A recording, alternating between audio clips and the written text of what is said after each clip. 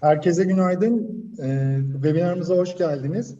İsmim Kemal Onur Güngör. Bugün sizler için Ufuk 2020'de Türkiye Faz 2 projesi kapsamında Avrupa Birliği'nin Accelerator hızlandırıcı programına katılmayı düşünen KOBİ'lere yönelik 11 web seminerimizin 9.sunu gerçekleştiriyoruz. Etkinlik biraz önce de bahsettiğim gibi Ufuk 2020'de Türkiye Faz 2 projesi kapsamında gerçekleştiriliyor. İlgili teknik destek projemiz Avrupa Birliği ve Türkiye Cumhuriyeti tarafından finanse edilmekte. Sözleşme makamı projenin Sanayi ve Teknoloji Bakanlığı olmakta ve ana yararlanıcısı da TÜBİTAK'tır. Ayrıca projemiz yine Sanayi ve Teknoloji Bakanlığı altındaki rekabetçi sektörler programı kapsamında yürütülmektedir.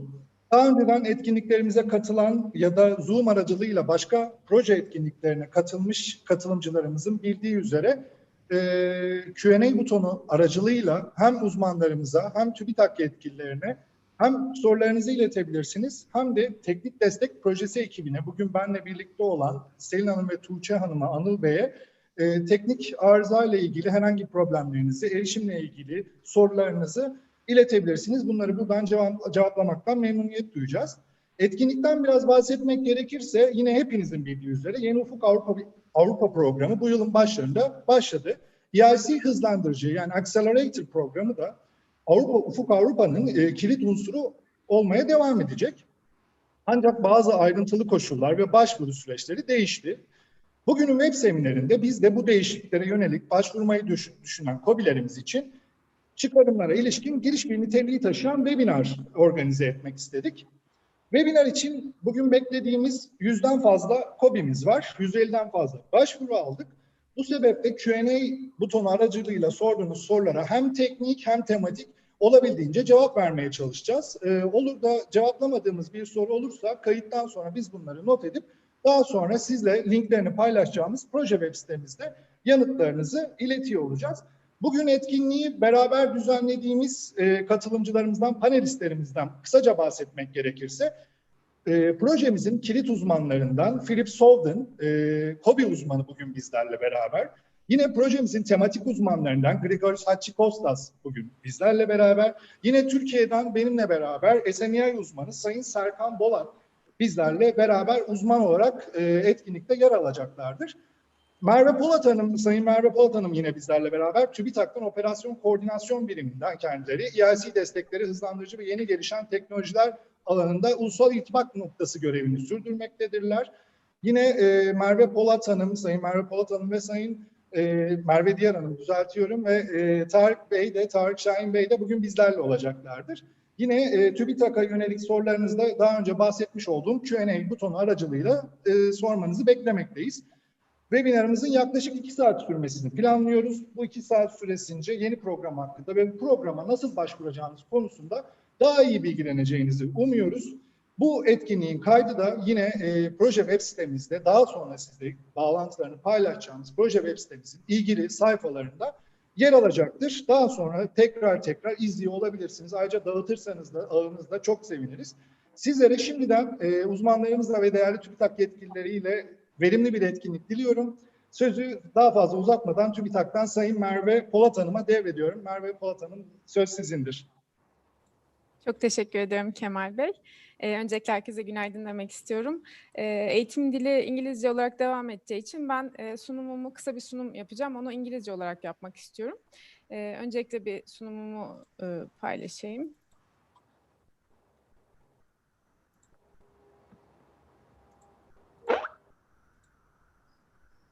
Sanırım uygun şekilde görebiliyoruz. Uygundur Merve Hanım. Teşekkürler tekrardan.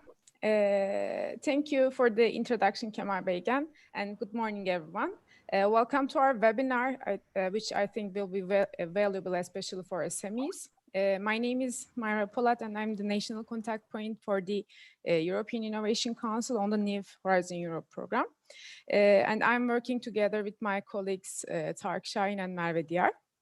Before starting my presentation, I would like to remind you that we're all going to be here with you throughout the event. So you can send your questions from Q&A section, either in English or Turkish.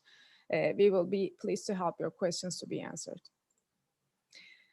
I would like to begin my presentation by giving brief information about the framework programs. It is the R&D funding program of European Union and started in 1984. If you look at the timeline here, we are in the 9th framework program, which is Horizon Europe, and started in the beginning of this year. Turkey involved in the framework programs in 2004 during the 6th framework program. And since that day, framework programs has been coordinated by TÜBİTAK through a dedicated national coordination office. There are some major changes on the pillars of the new framework program compared to the previous one. And if we focus on EIC, we can also see serious changes from Horizon 2020 to Horizon Europe. Actually, EIC was a pilot program in the last 3 years, but now we can say that it's in its full form. Before that, we were under the industrial leadership pillar named as Innovation in SMEs and Access to Risk Finance. Moreover, we also had the former FET, Future and Emerging Technologies program. Now in Horizon Europe, all of these 3 programs came together to form the EIC component of the Innovative Europe pillar of Horizon Europe. Here you can see how EIC under Horizon Europe is structured. There are 3 main funding programs: Pathfinder, Transition, and Accelerator. And for all of these programs are both open funding and strategic challenges options. Since this is an introduction about who we are and what we do, I'm not going to go into the details of these programs. However, I strongly recommend you to take a look at what our previous events about these programs on Turkey in Horizon 2020 website. In addition to these funding programs, there are also EIC prizes and EIC Community and Business Acceleration Services as other components of EIC Horizon Europe program. I would also like to share some information about who we are. We are the members of National Coordination Office of Horizon Europe. As you can see here, we have a dedicated website for this purpose, which is ufuk2020.tr.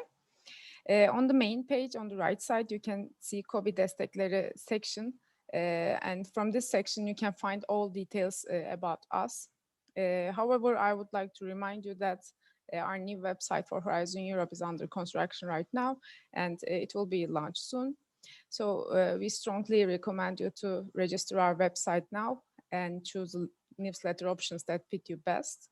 This information will be automatically transferred to the new Horizon Europe website, and in this way you will keep receiving all the news and updates.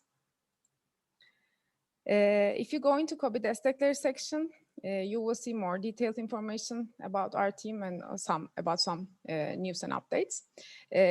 On the right side, you can see our contact details. So again, we would like you to register our website and contact us anytime you want about your questions. On the main page on the upper right corner, there is Kim Kimdir section. From this section, you can also find our contact details together with the details of other national contact points of Horizon Europe program. In order to encourage the participation of Turkish partners in the framework programs, we provide some supports and awards as the National Coordination Office.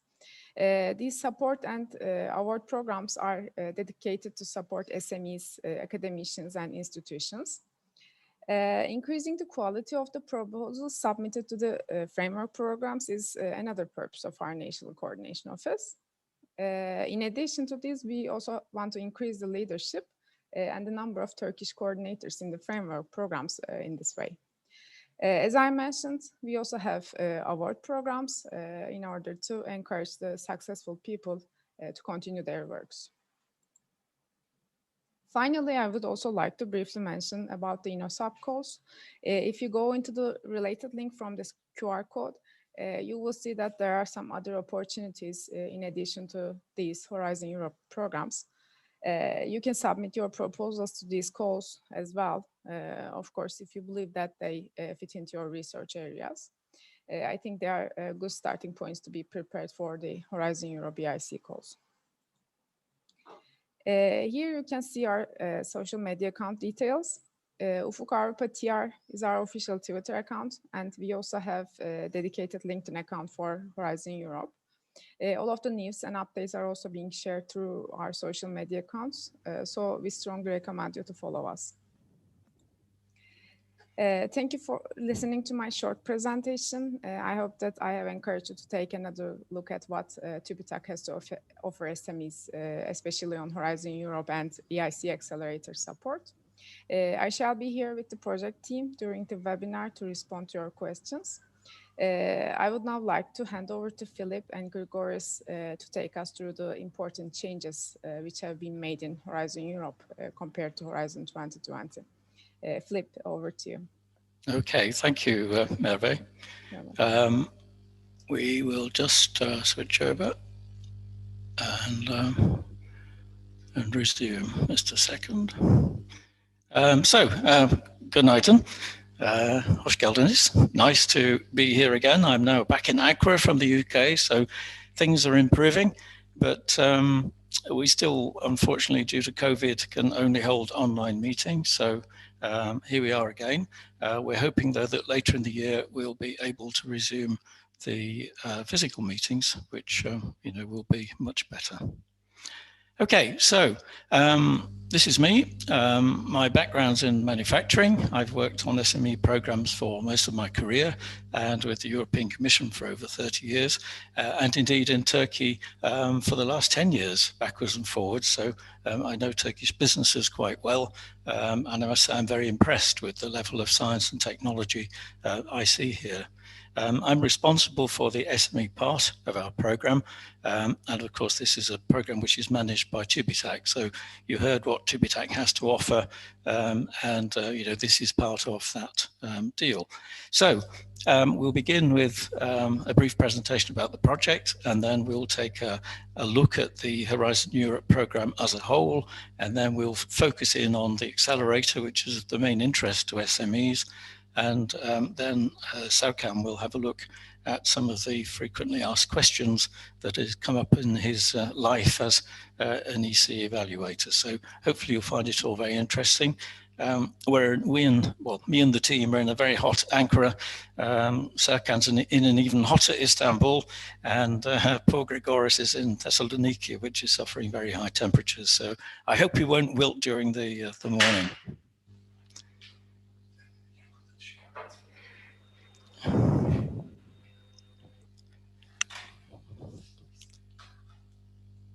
Technical issues, just a second. We'll bring our presentation up.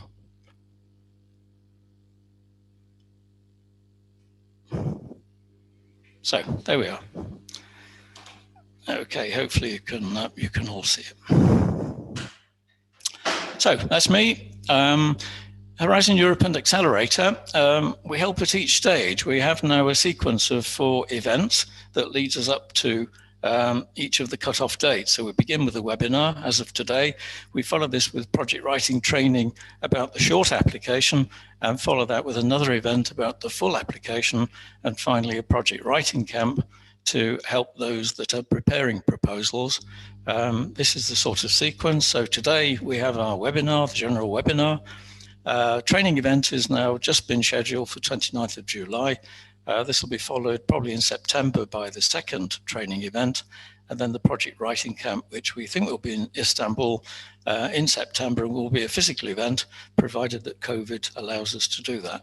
The next cutoff date for full applications is the 6th of October, and the one after that will be in June 2022. So there are only 2 cutoffs a year. This year's, the first one was in June, the second one 6th of October, and then in June next year. Now, you can apply with a short application at any time. The cutoff dates are for the full proposal, so more of that in a second. It was mentioned earlier, but we have a useful amount of information sitting on our website on lots of different topics. This project's been running for nearly 3 years, and we've had some very different topics. For instance, a whole session on EC terminology. Sometimes that's very confusing to companies. We took a look back over Horizon 2020 at some of the issues we'd encountered. There was a session on TRL levels, because often that's not very clear. We've talked about business planning, which is an important backup to the bids made to the Commission. You've got to have a business plan, a believable business plan, and strategy to go with it. We talked about financial issues. That's always quite complicated with public money and so forth. So a lot of those, they're all recordings and they're sitting on our website, which is there. Please make use of them. And if you have any queries, we're all here to help. So Turkey and Horizon 20, now this is a little bit dated, isn't it? Because Horizon 2020 is finished.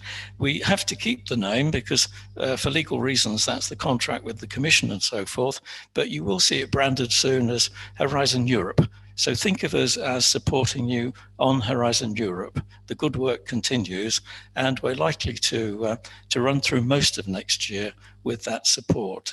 Still not been decided, but we're likely to be around for some time. So as I said, we're here to help. This is the full team. The one in red boxes are with you today. Alexander is our team leader, deals with the interface with universities. Odysseus is our legal and financial expert. Adamantios is in charge of training. And then we have excellent support on public relations and publicity from the three ladies you see there. Again, Silali has joined us today. So the project activities, for those who don't know, this slide has been used many times, but it's a reminder for those who are joining us for the first time. We have 4 main areas of support. Training events, so lots of training on intellectual property, for instance, focusing on particular sectors and technologies, training on accessing risk finance, getting shaped up for the banking and finance fraternities. We have lots of webinars. There'll be an event on lobbying, and we have project writing camps. So there's a huge set of things there with training. On the networking, we've had 2 major brokerage events, in fact, a third one online. We should be having international study visits, but of course they're impossible and have been for the past year, but we may squeeze some in, again, depending on COVID. How something you can't see can control the world. It's incredible, really, but it's prevented a lot of things happening. We shall have award ceremonies relating to Horizon 2020, and we're about to embark on information days now that the Horizon Europe program is well established or established enough. On my area, the SME support, we're giving one-to-one consultancy support to SMEs who may have tried in the past and not won funding or are preparing to go for funding. Project writing training and project writing camps I mentioned. We'll be having a pitching workshop. This is pitching to the European Commission judging panel. That will be in the autumn, we think, once we have feedback from the cut-off meetings. Feasibility reports, expanding the feasibility reports from the old phase 1 projects into now the submissions for accelerator. And we had investment readiness training involving various financiers. Finally, several tools, our website I've mentioned. We have a help desk to deal with any questions, and we also have training guides. So there's a huge amount there. It's all free of charge to users, and it's available through our web address. So what are the key objectives for Turkey in their engagement with Horizon? It's obviously supporting Turkish participation in Horizon Europe as one of the accession countries. It's there to help strengthen capacity in science, technology, and innovation. Again, I've worked in many countries, and I'm very impressed with the way that Turkey has built its innovation infrastructure in science parks, in support for high-tech businesses, through grants from TÜBİTAK and the Ministry of Industry. Quite a lot of help out there. But of course, when you have lots of science and technology, it's only a benefit to the economy in a multiple way if that results in economic returns through commercialization. Now, the European Commission program is very much about commercialization, and therefore it will help strengthen capacity in that direction. We're also there to help Turkish researchers engage more with European research through partnerships. There are lots of benefits in linking with organizations across Europe. And of course, providing the activities I've just summarized to support businesses, and in my case, particularly to SMEs. Small and medium enterprises, of course, account for around 97% of businesses in Turkey. So they're a very important economic presence with over half of the national income and well over half in jobs. So very important sector. And of course, the hope is that from some of those small businesses, huge businesses grow. And history has shown us that can be the case, often within the lifetime of the person who establishes it. So let's switch over to Grigoris now to take a look at how Horizon Europe as a whole can help, and then we'll focus in more on Accelerator. So over to you, Grigoris. Thank you very much, Philip. I am now sharing my screen. Hope it's visible to all of you. It is, yes. Perfect. Thank you. Thank you, Philip. Good morning, everyone. Welcome to the webinar. Let me very briefly introduce myself. My name is Grigoris Hadjikostas. I have been a foot soldier of European projects for more than 17 years now, possibly. This is something that I have to change, but I'm not in a hurry to do so. I've been involved in many positions, from preparing proposals, running projects, and actively participating as a trainer and coach and mentor in the preparation of proposals of others. I have previous experience, of course, in Turkey, but also in my home country, Greece, in Serbia, Lithuania, Bulgaria, Tunisia, Poland, and hopefully some few other countries in the future. So the topic today is Horizon Europe as a whole, as a program.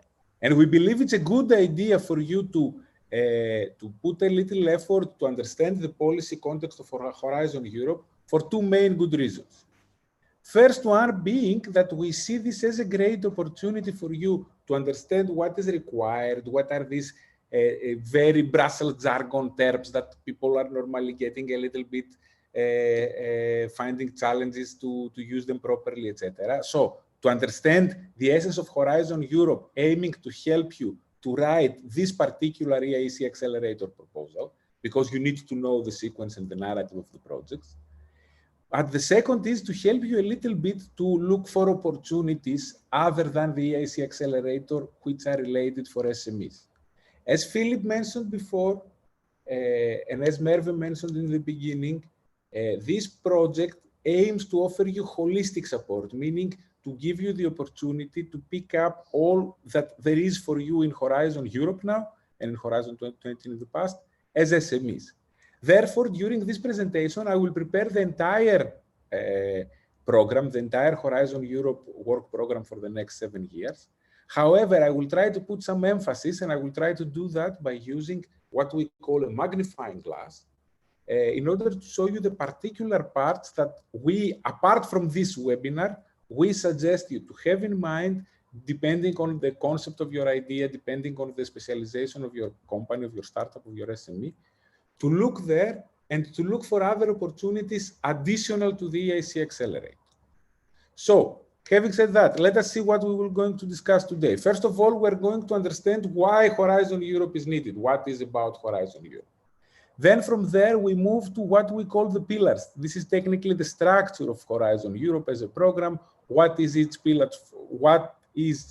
pillar for, who can participate, what is interesting for you as SMEs, etc.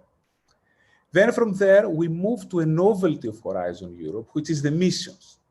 The missions are, simply put, big, high-level ideas, concepts, problems, challenges that society needs to solve with the help of science, and we're trying to focus things to the missions. We will discuss later on how this works. Then we are entering the story of eligibility to understand a little bit who is eligible, what are the different conditions, and what are the financial conditions, what are the different types of actions. And then from that, we go to dig into detail, what are the types of actions and where can an SME fit. Last but not least, we will have adequate time for questions. I think that it's a good idea that you throw questions whenever they pop up in your mind into the dialog box in the Q&A, and then all of us together, we will try to answer them in the best possible way. Let us start then. Let us try to understand why Horizon Europe, what is it about? the best way to start is to tell you that this is one of the largest global programs for research and innovation. The total volume of the funding accounts for, with current prices, to 95.5 billion euros. This is, as you can imagine, a very big step forward with respect to research and innovation, with respect to helping Europe achieve its goals. But what are the goals? What is the vision of Europe that makes such a program necessary to accomplish it? As you know, as a high-level political construction, as a union of different countries and different nations, Europe aims for high-level goals. And these high-level goals are connected with the citizens, the people, the environment, the planet, and they are based on what we call European values. So the vision of Europe is related very much to the United Nations Sustainable Development Goal. You will hear them all the time these days as SDGs. And then some high-level goals include to tackle climate change. So this is an opportunity for European policymakers to put their money where their mouth is. So 35% is a budgetary target for tackling climate change. Then how can we achieve the Sustainable Development Goals? There are 17 of them, 16 thematic goals and 1 goal for cooperation, the last one. And finally, how can we do this, but at the same time to be able to create jobs, to create economic growth, to support competitiveness in the global arena, and make sure that the economy remains prosperous as well. So this is quite a high-level holistic view, but let's try to understand why we come here. Let's try to position now Europe in the global competitive arena when it comes to research and development and innovation. First of all, although Europe has only 7% of the world's population, it has 20% of the global R&D, and it has more than 30% of all high-quality scientific publications. This means that, generally speaking, given its relative size, Europe is a very active player when it comes to R&D and science. However, it's not always the case when we try to move closer to the market. What we see here is that the European companies, in principle, invest way less than their global competitors. Way less than the Americans, way less than the Japanese, way less than the Koreans. So we understand that this is also a missed opportunity. If we don't convince companies, if we don't create companies like yours that will be able to invest already from the beginning, but also in the future, in research and development, Europe is going to start lagging behind. This is why it's very necessary, apart from the excellent science component, which is a very big achievement, to try and to work more on the innovation component, the component that you guys come in, that your ideas, your teams are relevant for. There is a set of added values that somehow justify this massive amount of investment of taxpayers' money. When you think of 95.5 billion euros, particularly in a global economy that has been hit by COVID, you understand that now it becomes even more necessary that this money really is a good investment for the society. So let's see what we're trying to achieve here. What are the added values, the benefit for Europe? First of all is to strengthen the European research and innovation landscape, to make European research and innovation stronger, to attract the best talents from all over the world, to build international and transnational networks of collaboration, to create a critical mass. Nowadays, our problems, the problems of our society are very complicated. It's not one scientific team or the scientists, the best scientists of one particular country, etc. alone, they cannot solve the problem. We need critical mass of scientific potential and innovation potential to address global challenges, and we can achieve that at the European level. Then, competition promotes excellence. European funding is a very competitive arena. Your program, but also many other programs, are extremely competitive. It's a fierce Darwinian process. Nevertheless, this allows the companies, through this competition, this allows the best of the companies to stand out from the crowd, and this really promotes excellence in a transparent way. Visibility of Europe in terms of leading research and innovation, how Europe can not only be strong, but also look strong. of course, transnational mobility, and last but not least, we need to create more market opportunities. We need to close the gap with our global competitors. And this is a very important aspect of Horizon Europe. So, what is the Horizon Europe supposed to do with respect of keeping the EU in the top?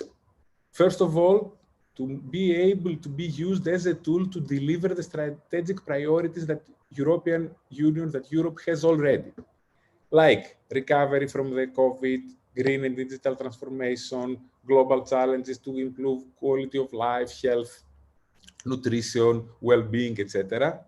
Also, we need to reinforce our investments on people. There is a global war on talent, and we have to be present like that, but also research infrastructure.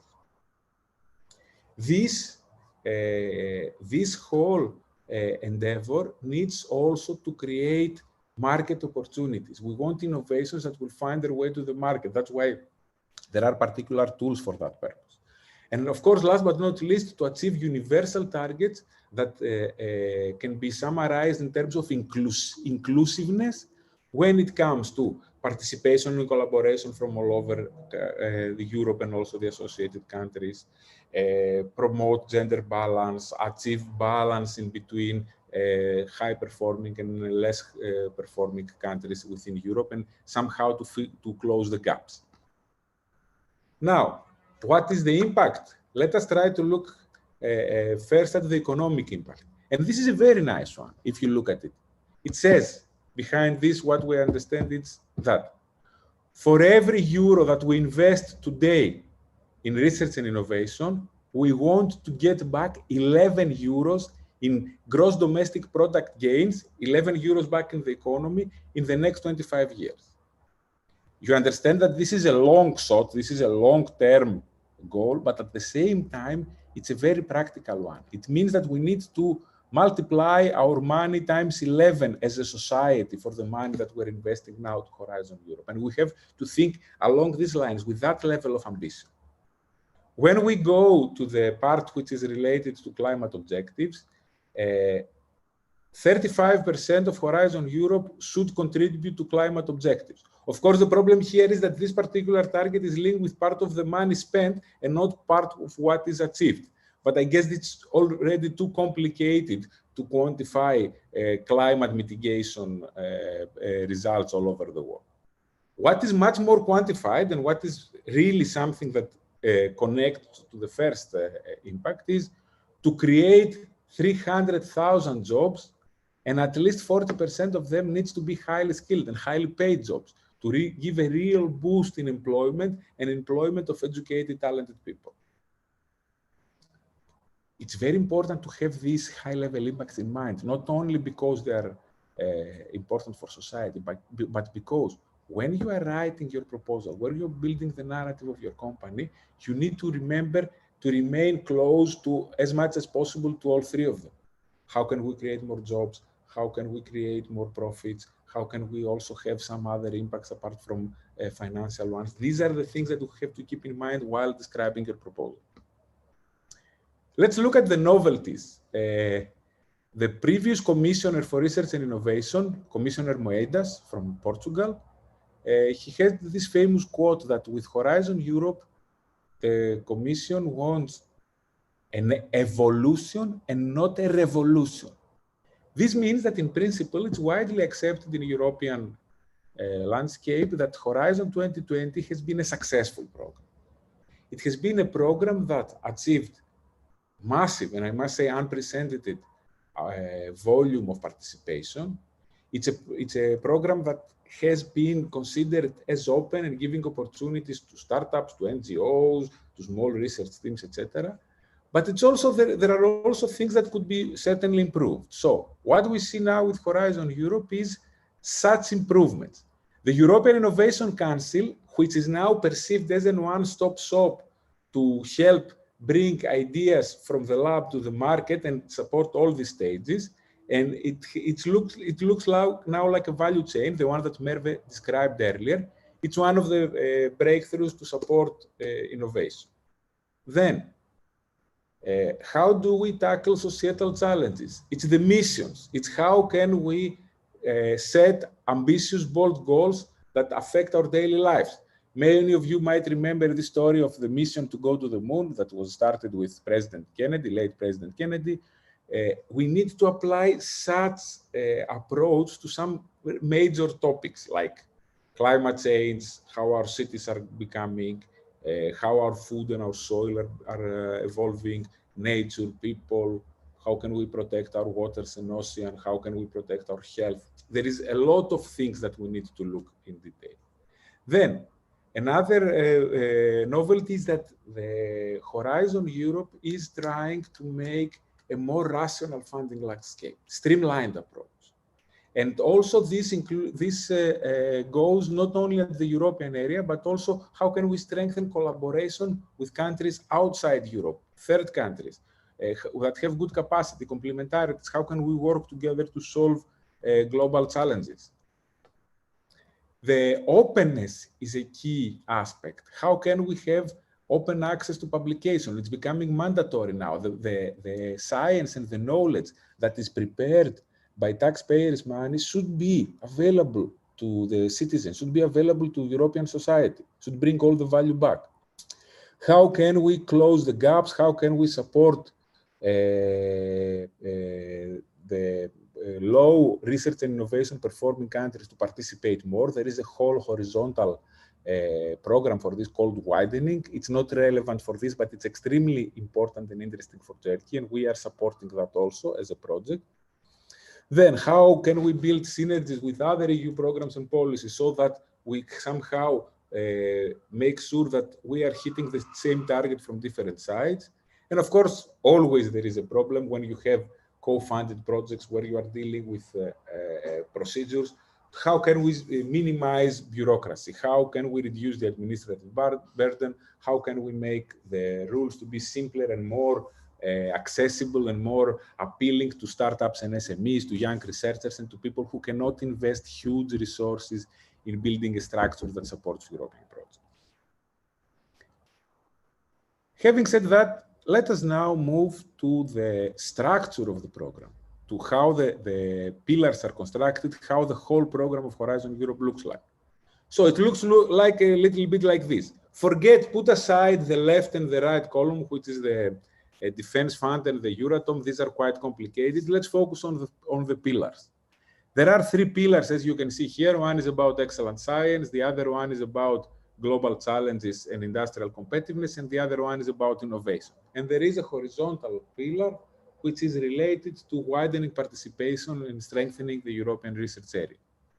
Let's look at the pillars one by one to understand a little bit more what is in there for an SME or a startup. Pillar one, which is about excellent science, is not for you. This is for scientific teams, for excellent science, for research infrastructure, etc. Nevertheless, there are some calls like Marie Sklodowska-Curie actions that possibly some SMEs or startups might be part of the exchange programs. But generally speaking, this is not something that I would direct startups or SMEs at this point, which is totally different about the cluster, the pillar two with the clusters. This is something that I would warmly encourage you to take part and to start looking at it. It covers 6 main clusters.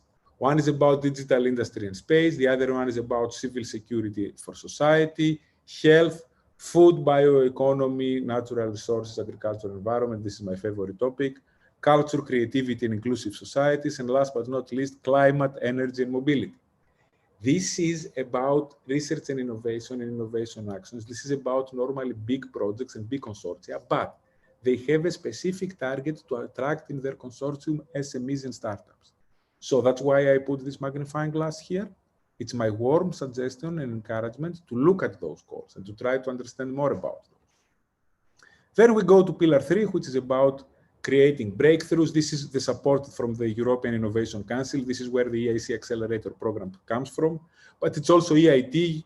It's also, and also programs called European Innovation Ecosystem, for which, by the way, we have an event in the upcoming week as a project. Again, this is something that It's full of opportunities for startups and SMEs, and we warmly encourage you to look at those calls, either while you have direct calls, like in the case of EIC Accelerator, or in the case of European innovation ecosystems, you have calls which are providing cascade funding opportunities for startups and SMEs. And this makes them also very, very interesting. And the participation process is most of the times a little bit more easy, I would say, rather than the EIC, and possibly you can get some good experience over there. The widening part is not interesting for SMEs and startups per se. However, I would give a bit of focus on that for one main reason.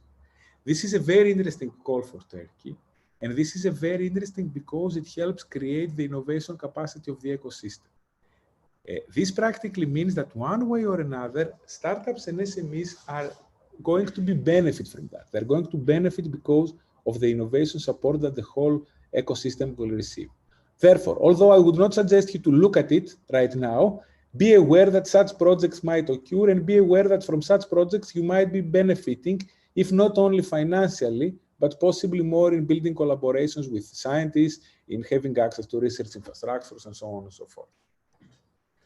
And also there is another interesting tool, which is the InvestEU for Research and Innovation. This is practically a tool on behalf of Europe to stimulate private sector investment, to leverage private sector investment. The target here is to leverage 200 billion of euros to invest into research and innovation through typical investment vehicles like equity investments or supporting funds of funds and so on and so forth.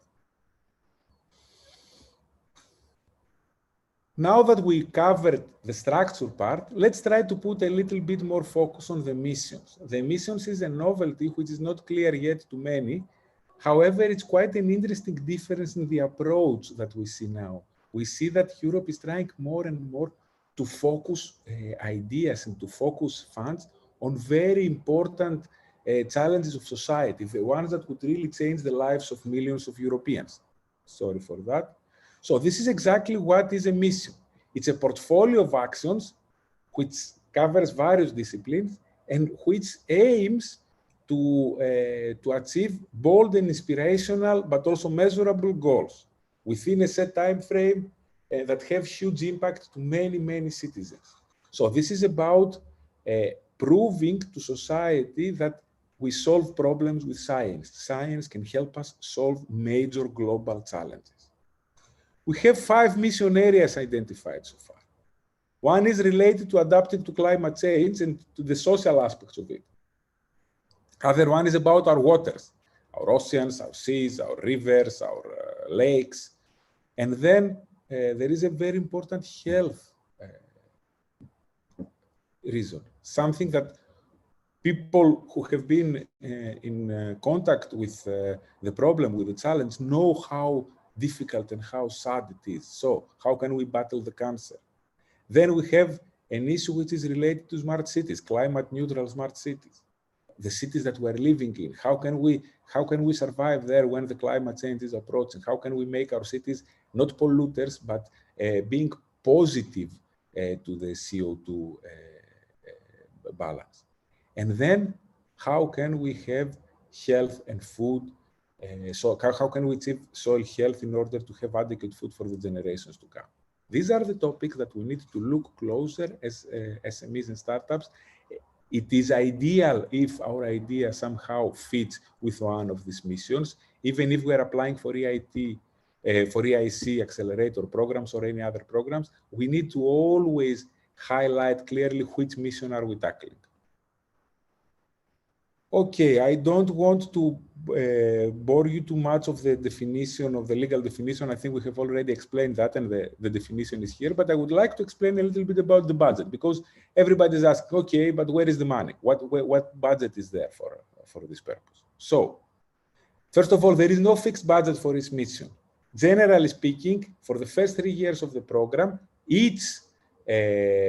the annual budget of Pillar 2 needs to have a maximum of 10% to go to specific goals implementing the missions.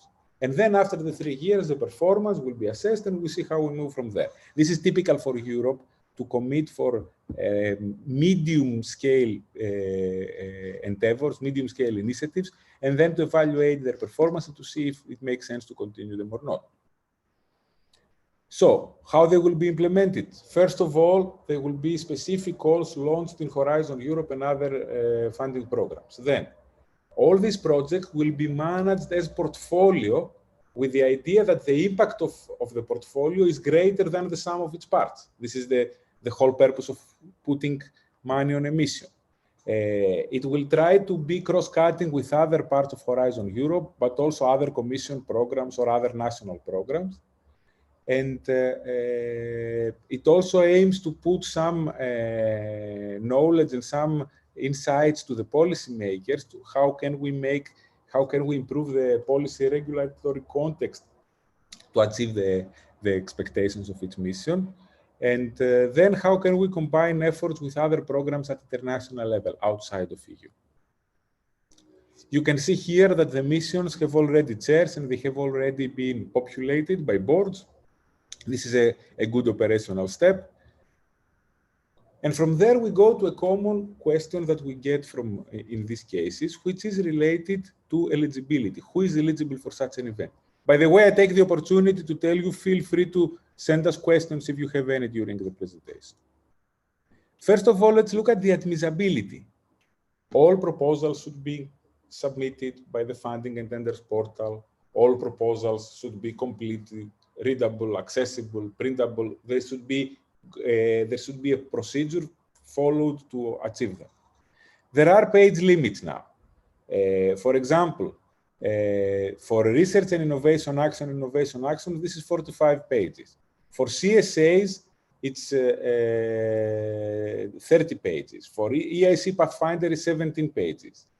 For the case of EIC Accelerator, sometimes you just start by filling in a form, and then there is a small amount of pages coming next. Generally speaking, there is a tendency of European Commission to reduce the number of pages, to reduce the volume of proposals, because it was evaluated that this will make the whole process more productive. Of course, this remains to be seen and we will see at the end, but this is the main line behind it.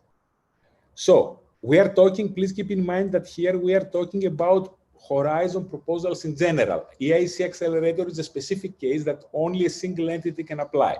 But in the majority of calls in RIAs, EAs, etc., and we will see later on what are those, you need at least one independent legal entity established in a member state and at least 2 other independent legal entities, so in total 3, and the 2 other might be established in a member state or in an associated country.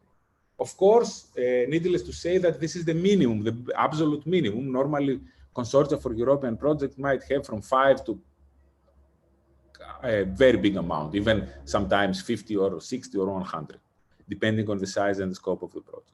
Also, the gender equality plans become extremely necessary, and the gender issues, the gender balance issues are taken very seriously in Horizon Europe, so pay attention to that when it comes to forming your teams and etc. Now, who is eligible for funding? Obviously, member states, EU countries.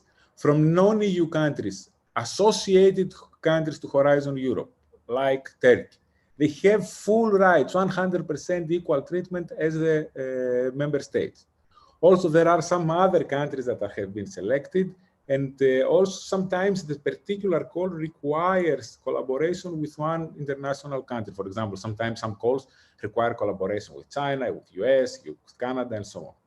And then you have specific cases like EU bodies or international organizations and so on. Now, associated countries, there is now a process of negotiations between associated countries and Horizon Europe. It doesn't, the associated countries are considered automatically eligible, and providing that when the grant agreement has been signed, that their country will commence the process with Horizon Europe. So you see that there is some certain level of flexibility not to stop organizations from associated countries to enter. The specific situation of UK, because we have been discussed, this has been discussed a lot. To your relief, Philip, UK remains on Horizon Europe as an associated country. This means technically that UK entities can take part normally as they should. The only part that they do not participate is the EIC fund, meaning the loan equity instrument of EIC. So, but whenever you need them as partners or whatever, they will be available. Now, let's see a little bit the funding rate. It varies from 70 to 100. The innovation actions, which are closer to the market, is around 70. And for ideas which are either related to training and mobility, coordination and support, or to research, to early stage research, this is 100. We will see the different type of actions later on. And let's start to understand them. What are the different types of actions? First of all, we have direct actions. We have actions that European Commission is implementing by itself, by its own research unit, which is the JRC, the Joint Research Center. But we are talking now about indirect actions. This is research that is implemented for European Commission, for Europe, but this is implemented by third parties, by participants, by partners, by consortia. We have here the entire spectrum. We will go to see them one by one. First of all, we have the research and innovation. The purpose here is to create new knowledge, to explore the feasibility of a new technology, to have basic and applied research, but also technology development and integration. These programs, although they are mostly started and initiated by research organizations, they strongly encourage cutting-edge technology SMEs to be part of. But SMEs and startups become even more important in innovation action, which is about designing new products, improving existing products, improving processes, improving services, going into large-scale testing and demonstration, making prototypes which are functional and can be tested by users. And this is obviously an ideal domain for startups and SMEs. And this goes the next one, which is similar to the EIC Accelerator, because here we're talking about possibilities of not only deploying the innovation, but also moving one further step to scale up the innovation. And the scale up part is not happening with grant money, is normally happening with some type of private finance or some kind of equity investment on behalf of some third party. And this is what we call the blended finance. And the EIC Accelerator falls into this category. Then we have ERC Frontier Research. This is hardcore research, blue sky research, scientific labs, excellent research, very important, very, very important. But this is not relevant most of the time for startups, as you can see. But then we have the training and mobility. This is about exchange programs, sending people to stay with you, breaking the barriers between science and business, etc. Here, your company could possibly benefit from such a program by hosting researchers or by sending some of your employees to some research institute where they can take the opportunity to use their equipment and to take the product development further. It's something that worth having a look, although don't expect too big budgets here. Then this is typical for public sector. This is how the different funding agencies all over the program area, including associated countries, including Turkey, can work together to create co-funded programs, calls for programs. So here, it's interesting for you to look if your country, if TÜBİTAK or if the ministry are participating together with other European entities in such co-funded programs. And I know that Turkey is extremely active on that in order to create calls. These are more for public sector. These are some calls to the public procurement trying to motivate public sector organizations to buy innovative products and ideas. Coordination and support actions are very interesting, and I think that SMEs have a role to play there. These are actions that are not aiming at developing technologies per se, but aiming to connect the ecosystem, to connect with researchers, with the companies, with the end users, etc. And there is always space for competent SMEs and startups in such projects if they know how to position themselves properly. Prizes are great also because imagine winning a prize is not only the monetary gain, but it's also the huge visibility that you get all over Europe and possibly all over the world for your achievement. So prizes, either inducement prizes, which are like, we specify the target prior to performance, we put it, you submit ideas about how you would address this challenge, and if you manage to convince the evaluators you're getting the prize and you're getting the money, or the recognition prizes, these are prizes that come a posteriori. These are prizes that come as a reward for past achievements and outstanding work. And having said that, I think I'm done with my presentations. I would gladly respond to questions or hand over to Philip. I don't know, Philip, your choice. Yeah, it would be good if you have any questions. There's a huge amount of information there. Please send them in. I don't see any questions arising. I hope we're not confusing our public with all these various offers, but we're open to questions. We can take them in English and Turkish. So please, ask away. I know our presentations are good, but they can't be that good that we're answering every question. So please do so. Okay, well, thanks, Grigoris. It shows what a lot of various aspects there are that SMEs can make use of. It can seem very confusing. The Commission are very good at putting information together and explaining the systems to get into their programs. They've had 50 years of doing so, but it can look very confusing. And I think it's a bit like going into a library. If you go into a library, you see all the books and you think, goodness, which book shall I read? But of course, you begin to home in. There are books that you may like to read, say on quantum physics, which wouldn't be very good for me, but you're not able to read, and there's therefore no point.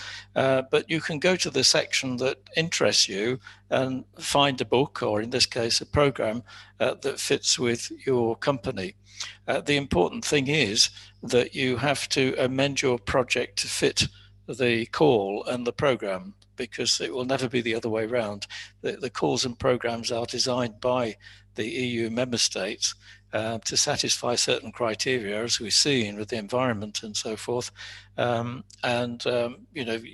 won't change that. So it's a matter of you satisfying their needs, because these things are always in competition with others who may have a stronger bid or satisfy the conditions even more. We have our first question, by the way, so I'm sure someone will deal with that. It's in Turkish, so I'll let my colleagues deal with that one. Okay, so to continue, we'll just do a bit of switching around. I was looking into this Horizon Europe logo, by the way. There's some rather mysterious characters in there. There's an aeroplane at the top with a guy with a jigsaw hanging out of it. Two guys who look as though they're falling from the sky, and a flying bicycle. So there's some interesting cartoons in there, but I think it serves to show the variety that Horizon Europe covers. You see everything there: children, society, green issues, cities, aviation, carbon footprint, the lot. So, it's an excellent way of summarizing in one logo what it's all about. So it is a huge variety, probably the broadest program they've ever developed. So thanks, Grigoris, for the broad picture. Grigoris is staying with us, and we'll be very happy to deal with any questions. So let's take a closer look now. Let's bring the microscope in at the accelerator program. I'm often asked, why should we participate in Horizon Europe? It's fairly obvious, that it's giving you access to a wider range of current and future technologies, especially if you're involved in the collaborative research side of things. And of course, those partners are international. So it allows you to see what's happening in other countries, both in industry and in academia. So it follows the name. It broadens your horizon in terms of what's out there. That in itself gets you into new markets. And also you may encounter upcoming standards and regulations that may affect your business in the near future, even though perhaps not directly to begin with. It also amplifies the impact of national investment. I mentioned that Turkey, I think, has done a really good job in investing in the innovation infrastructure, and this, of course, helps to amplify that and to make greater impact with the results of that research. So there are lots of benefits. Lots of hidden benefits too. In getting a bid together, it makes you think about your business, your strategy, the direction you're taking things. It makes you look at the finances, it makes you project forward. And of course, in doing that, it helps you perhaps to make a stronger bid to private finance, private sector, or bidding into some of the national programs. So even if you are not successful in getting through to grant support, a lot of companies find the exercise really useful and beneficial to them in the longer run. I know of a business I've been working with recently, and in shaping their bid together, it hasn't gone in yet, but they have now got private sector investment interested in what they're doing. So it can be an excellent exercise in its own right. Of course, for Europe, it's about improving the economic and social standing of its citizens and of its businesses. It's a very simple target, but quite complex in getting there. And of course, we mustn't forget the massive funding that Grigoris has mentioned already. I think it works out about over €300 per citizen across the whole of Europe. It's a massive investment in research and innovation. And each time it goes up, you'll see on the left there, Horizon 2020 was 80 billion, this time 95.5 billion, and this with some very difficult economic conditions behind the member states who agree these budgets.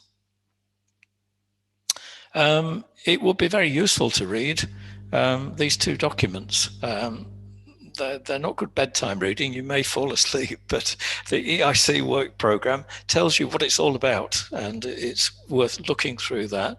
As I said, trying to fit your idea, your project in with the parameters of the work programme. The other document, which is online, is the Funding and Tenders online manual, which again helps you to put a bid together. There is also a model grant agreement, which sits on the Funding and Tenders portal as a draft, but will be finalised. There's an addended manual which gives you the instructions underlying the document, and it should all be finalised by September. So again, when you're thinking of what can I charge for labour, for instance, a big change from Horizon 2020. On Horizon 2020, it was based on hourly rates. Now it's based on daily rates, and it's the cost of a person divided by 215, which is the number of working days in a year. So it's been heavily simplified, and it helps you in putting your budgets together much more easily. So worth looking at those documents, which the website there, by the way, is the European Commission's main website. It contains all of the stuff we've been talking about, including the site for bidding for the accelerator project. So worth taking a note. Okay, so worth having a look at those. As Grigoris mentioned, there are a lot of things to begin to include in your bids and to think about. Some of the buzzwords are here: green, gender balance, engaging with citizens, cross-cutting, sustainability. There are lots of things in there. All of these aspects will help to nudge your application and your scoring up a little bit. So they're all filters that can be easily got around. Some of them are difficult to define. How do you define gender balance? But in time, that will be, it will have explanations and examples. Again, engaging with citizens on science can be difficult, but of course, the Commission are funding lots of these things to get the ideas and to get thinking and get things working around the concept. So many of them are conceptual. So think about them and think where you can include them. Some calls for proposals will specifically exclude some of these things. So again, take note of what the call's about and make sure that your bid matches what it's saying, and indeed excludes some of these items if they're specifically excluded. So we've seen this a few times, the three pillars in the middle there. We're interested in the European Innovation Council still, and Accelerator has three main components, which Merve alluded to earlier. This is an interesting little chart. On the left axis there, it goes from small to large companies, and on the bottom it has TRL levels. So you see that the Pathfinder, the two Pathfinders, Open and Challenge, the difference there is Pathfinder Open is open to proposals within the parameters they set. Pathfinder Challenge is a top-down part of it, where they want specific proposals on, proposals on specific aspects. So the two together are Pathfinder. There's also the Transition Fund, but Transition really is there to help the projects from Horizon 2020, the research projects, to help with a continuation fund to validate them, develop business plans, and hopefully to get them through to commercialization. So those two really are not that relevant to SMEs, but they're important to see. They'll be relevant to some, of course, but the main interest is with the Accelerator program, which is there specifically to support SMEs, individual SMEs, as Grigoris said, startups and spin-outs, to bring innovations to market and to help them scale up to commercial viability and funding. Now, that word commercial, it runs through the whole thing. It's like the grain in a tree. Think commercial. It's not a research fund. That's in other parts of Commission funding. It's about commercialization, and more of that in a second. So the main objectives then, supporting breakthrough technologies. I mean, of course, the Commission would love to spot the next Microsoft or Amazon or whatever. And this is the holy grail of every economic bloc. But settling for game-changing innovations is usually what happens. But they're bridging the gap from validating technology, and that's the lowest they will go, validating something which has been developed and is heading for commercial development. So validation, help to demonstrate that, and then scale up into a production level, and finally to commercialize. So this is specified in TRL levels, and more of that in a second. That's technology readiness levels, of course. I would argue too that it's business readiness levels, because if you're taking a product through this process, you need to be also a business that can cope with that. You may be a research business and not capable, therefore, of going through to scale up production and commercialization. You may not be interested in doing that. So many companies forget the various options as they develop. Yes, you can go into manufacture, but you may know nothing about manufacture. You may not have 10 million euros to set up a small factory or something. So there are options, of course, making the product under license, working in partnership. This way you use other people's distribution channels and have the benefit of their market knowledge.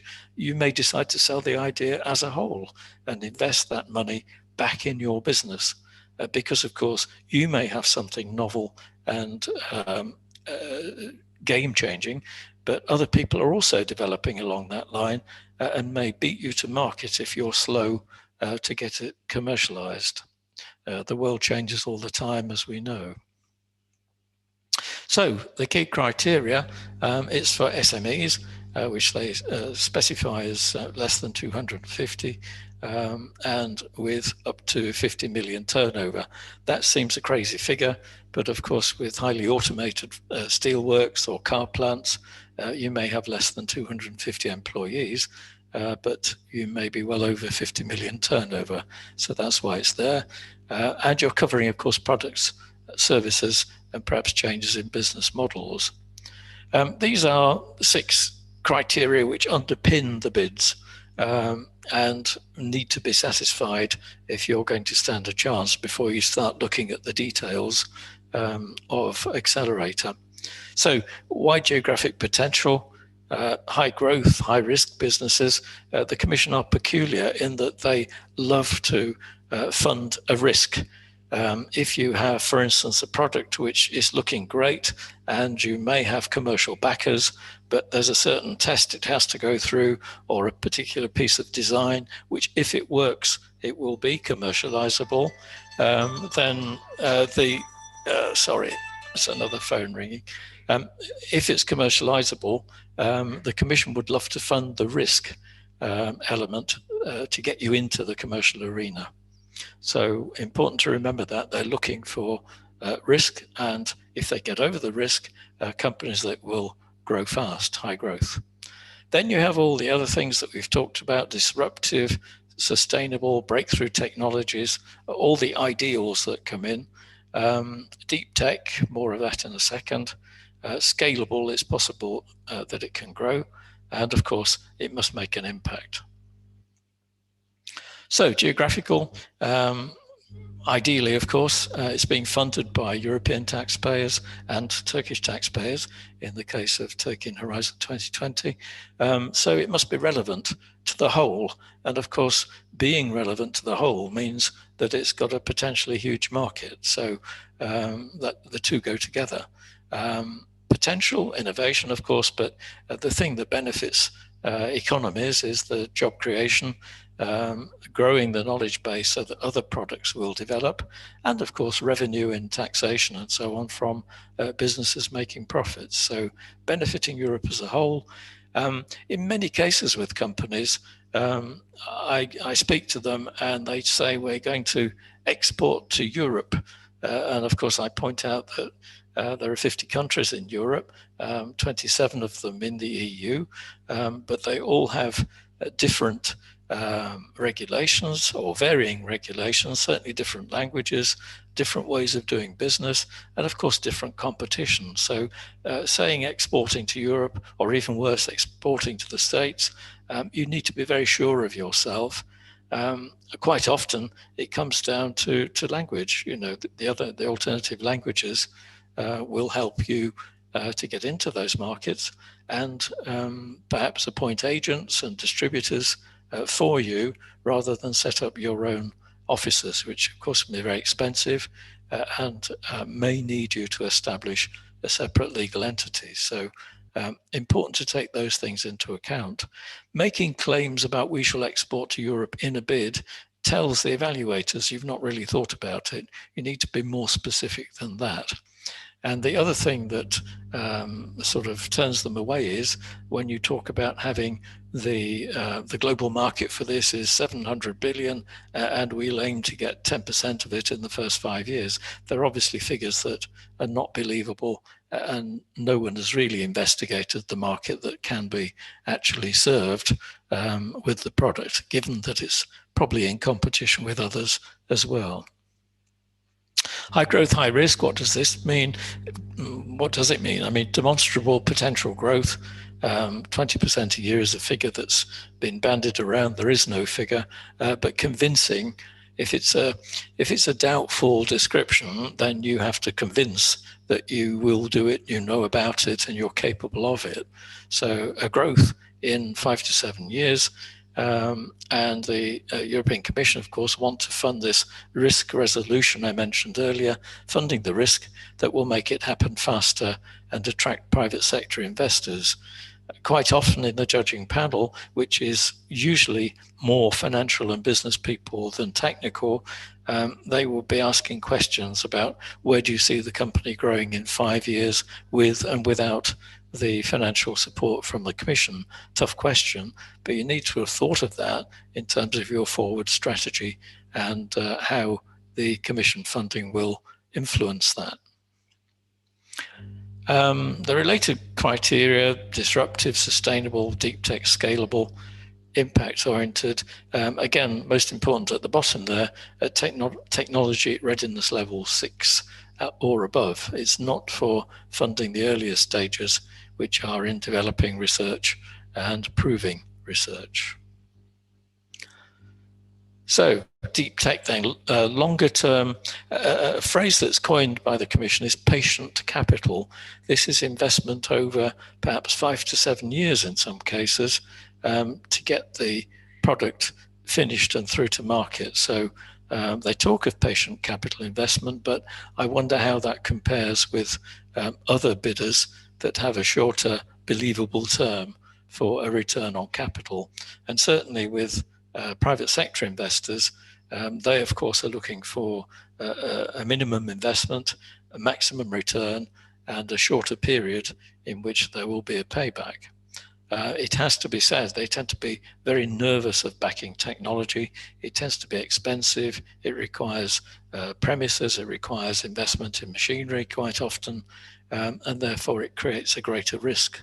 So if you are putting forward a proposal for a technical product, then it's very important to convince them that the return will be there. So the different TRL levels, prototype level at 6, as I say, that's the minimum, going through to demonstrable technology. TRL 8 is first of a kind in a commercial system, so you're into multiple use, and then TRL 9, the full commercial system. Scalable, fairly obvious to move from the final prototype to mass sales through either your own production or, as I said earlier, licensing, joint ventures, and so forth. But belief that that money will be used to grow a business and that it's feasible to scale up with the manufacturer. Impact, again, this comes back to commercialization. It's all about establishing the need, coming up with the clever idea, ideally disruptive idea, and convincing them that you can do the work, the implementation side. Quite often companies are from a technical background, perhaps even a research background. They have the idea, they know all about the technology, but they don't know about the market potential. The Commission are interested the opposite way around. They want to know the potential, an established and verified need, and then to see how the idea will match that need. So important to think commercial on these things. And if you don't have those skills, buy them in, either part-time or full-time. Again, when it comes to a judging panel, the judges are looking for a balance between the technical side of the business, of course, finance and legal controls, but also the market side. If you're intending marketing a product, then obviously you need marketing expertise in your company to achieve that. It can, though, be part of your bid to say that we shall appoint a marketing person as part of the funding. Remembering, though, you're in competition with other people who may already have a marketing person. So again, it's a competitive thing. Some of the differences with Horizon, I don't know how many of our participants today are familiar with Horizon, but there is a tighter focus on what it's all about. Of course, Accelerator was piloted under Horizon and lessons have been learnt from that, such as the two-stage application process, which I'll go through in a second. Limiting resubmissions, the Commission was swamped with resubmissions of the same proposal over and over again, so they've now limited that.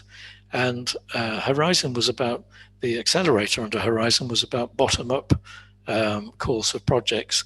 They simply waited for suggestions about projects, but they'll also now introduce top-down, which says we want projects on the Green Deal or on digitization and so forth. But the balance of funding is still in the bottom-up calls, even though they've introduced this new category. So, greater emphasis on innovations that build on scientific discovery or technological breakthroughs. They're always after the breakthroughs. Faster scale-up, I mentioned earlier, getting there faster by covering the elements of risk, building confidence, perhaps attracting private sector funding, and growing the business. Deep tech, this is a term that is open to argument, but it's incorporating significant science or engineering elements. So they're trying to keep the science and technology part of the bidding through seeking to have deep tech. And I mentioned high risk, the area that the Commission are particularly keen to fund high risk. and get over the technical and market issues that will allow the product to be sold commercially.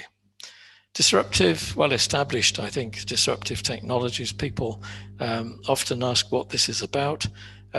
Innovative concepts that create new markets and ultimately disrupt and overtake existing markets by displacing earlier technologies. These things are all around us. I'm old enough to remember typing pools where hundreds of typists would sit all day typing on these machines, taking carbon copies, and what appeared on the horizon, the word processor, which looked like having science fiction in the office at the time. I had a secretary who resigned because she wouldn't use this technology, so it wasn't easy. But of course, everybody now is their own typist with laptops and iPads and all the other things. So, you know, that in itself, think what that's done to the typewriter industry. The word processor looked like it was going to take over the world, but, you know, the mini computer and the laptop soon sorted that. When you look at the screen on the laptop there compared to the screen on the word processor, the gap is probably 20, 30 years, but it's amazing how technology has moved on. Within that laptop, of course, there are disruptive technologies. For instance, the plasma screen there, replacing the cathode ray screen on the earlier product, Wi-Fi and so forth. We see that. I saw that Tim Berners-Lee, the guy that's credited with inventing the World Wide Web, has just sold the software to somebody or other for about $5 million. So he finally capitalized on this amazing invention. So the bottom-up calls, as I say, receive the majority of funding. Top-down calls, these are categories that the Commission have already stipulated. Digital society, the Green Deal, health priorities, of course, boosted by the COVID problems, but there will be others. They're global challenges, and of course, as a major trading bloc, the European Union wants to be part of that global challenge, is part of that global challenge. So that's what it's all about. How do we apply? 5-step process. Now, I said earlier, these things seem complicated because they're well explained, and indeed with Accelerator under Horizon Europe, it's even more deeply explained. But some of the steps here are to help you to specify, first of all, to help you see whether the program is right for you, and then to specify what you're actually trying to achieve before you go into the application process. That helps the Commission to filter out applications that perhaps don't stand much of a chance, but even more importantly, it helps potential bidders to look for other areas of funding and perhaps areas of funding they didn't know existed. So it's a good tool to use. Again, this is on the Europa website under EIC. If you look at EIC, all of this information is there along with the route to application. It has to be said the IT system they use had a lot of teething problems, but I think is now working okay. It's all done online. It's all done through the digital portal they have. So 5 steps, confusing because there's a step 0, so it looks like there's 4 steps, but here they are, and I'll go through them now. So here's the artificial intelligence-based IT platform, very complicated description, but it's there to help you, signpost you to other sources of help, and perhaps to remind you of things that you should have included or may have already included. So the artificial intelligence side is there. So there's a discovery element. This allows you to you have to fill this in, by the way, it's compulsory. So it allows SMEs to search for investment and grant funding opportunities elsewhere. Now, that's at national level and international level. Other programs perhaps within the European Union. So it's worth having a look. And, you know, you may be asked later, did you have a look at so-and-so? You'd need to know why that wasn't relevant. There's then a diagnostic which again is mandatory. And that helps provide an assessment of your ideas against other publications, other projects, other patents, so that you're not reinventing the wheel. It should show up if a previous project has been funded on this, or if other companies are already doing it, or if there are patents perhaps on this topic.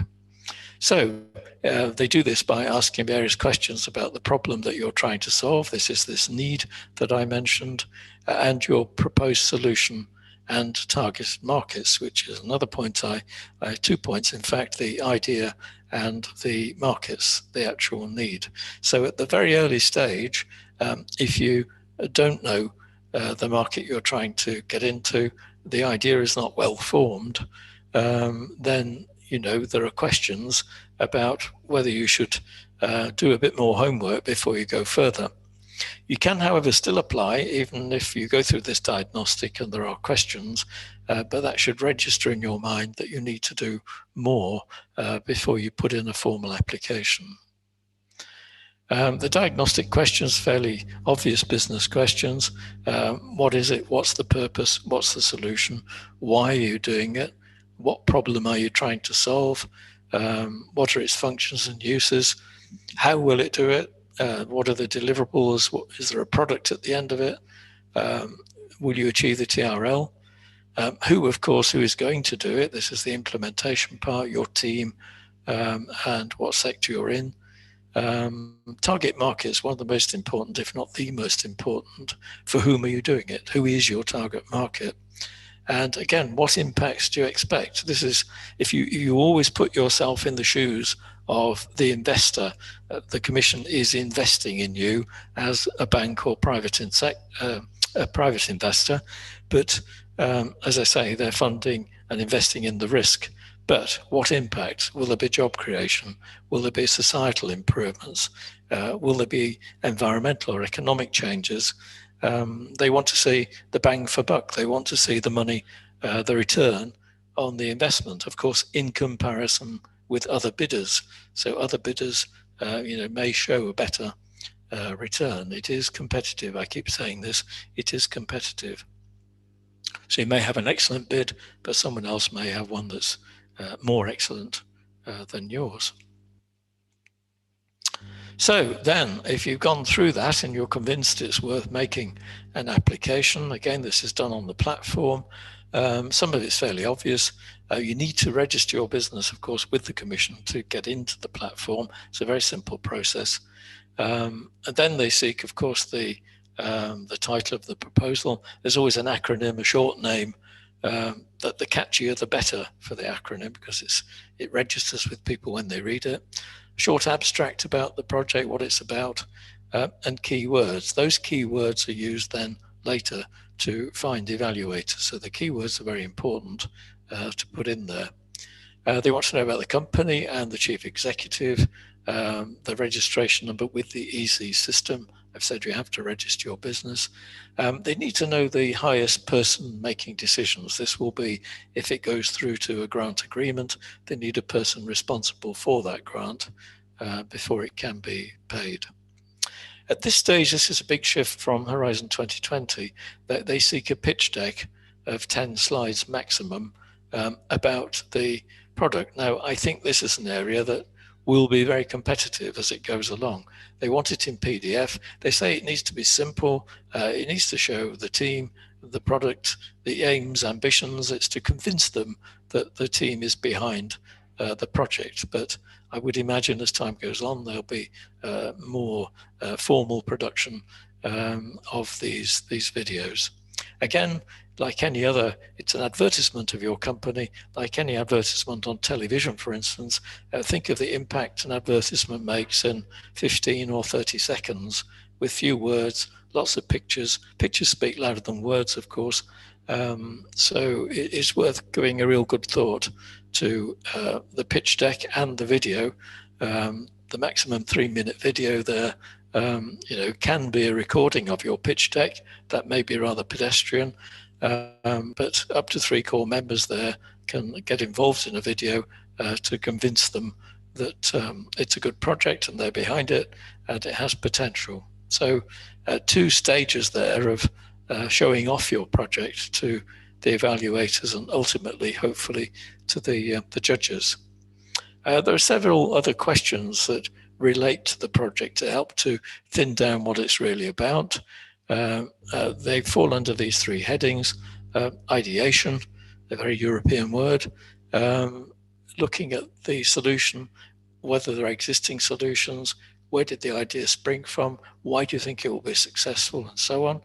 The development, the risks of failure, again, Commission funding the risk, but they want to know what the risks of failure are, risk analysis, if you like, whether you'll cooperate with others, whether you've got the right team in place or you need to recruit it. And as I mentioned a few minutes ago, what would happen without EC funding, and how will it develop with EC funding? And then finally, the marketing side of things, the need, what's your targeted market? How have you measured this? Where do you see your company in 5 years? I mentioned that earlier. And what will you consider to be successful? Will it be taking over the world? Will it be getting a 10% share of the market? Will it be developing to a point where someone will be interested in buying it out? You can see that many of these things are what should be in a business strategy and should certainly be in a business plan. I always recommend to companies they have a 5-year rolling strategy. So they take a view over the next 5 years. How can that be when you look at things like COVID occurring? But just a rough idea of where the company is going. It may be that some of the senior people in a company don't want to grow. They're happy where they are. They don't want to go into production. They're happy with research. There may be others who want to grow the business 10 times. And it's worth just discussing that between everybody and taking everybody with you on an agreed strategy. Once you have that, you can then prepare a much more detailed annual business plan, which can put the strategy into action, add figures to it, resources, and so forth. So every year, perhaps towards the end of the year, you meet, you extend your 5-year strategy by another year, and you develop your business plan for the next year. It's a very good exercise, vital if you're going to manage a business successfully. So here's the pitch deck. I won't go through all the headings. They're fairly obvious. The purpose of the company, the problem you're seeing, solution, the value proposition, markets, always markets, commercialization, so on. Who are the competition? How you're going to commercialize, and then of course the finance, the team, the conclusions. So, 10 slides maximum. And you don't have to have 10 slides, but they're the areas that they would expect you to cover. The video, as I said, really that's portrayed as just getting to see the team, the idea, engaging the enthusiasm behind it. I mentioned that the majority of the judges will be perhaps from a business or financial background, so therefore don't swamp them with technology and 3-letter acronyms. Try and explain things in an understandable way. Get other people to watch the video and be critical, perhaps people outside of your business, because when we work in a business, we know it, we assume everybody knows it, and we treat our product, our new product, a bit like a baby. No one must go near it, and it's the best thing in the world. So it's worth taking external advice, both on the pitch deck and on the video, and to get professional opinion perhaps on how it's put together, and then opinion from independent people, criticism as well as compliments. Don't ask the family, they're always complimentary. Very rarely get a criticism of what you're doing, in my experience. So the evaluation then, once you put the bid in, they aim for 4 weeks after submission. It's evaluated remotely by 4 experts on a first-come, first-served basis. Is proving very popular, and for the cut-off in June, the Commission said about 6 weeks before the cut-off they could not process any more applications. They would have to go forward to the next cut-off date in October, so it's worth applying early. The evaluators have expertise in the area of technology, of course, based on your keywords. This is why keywords are important. But you'll also have people involved in marketing and will know the background to the business. It won't be just about technology. So you're convincing the technologists that it's sound, but you're also convincing business people that it has a future. Each evaluator will give go or no go to that proposal. They'll be looking at all of the things I mentioned to do with innovation, disruptive potential and so forth, the impact and so on.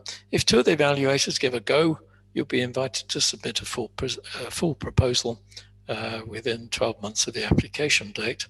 But if more than two give a no-go, then it's unsuccessful. And we move on to the unsuccessful part. If it's rejected the first time, you can resubmit, but it must be an improved application. Obviously, it's not worthwhile if it's not been improved. If it's rejected a second time, then I'm afraid you're not allowed to resubmit a short application for 12 months.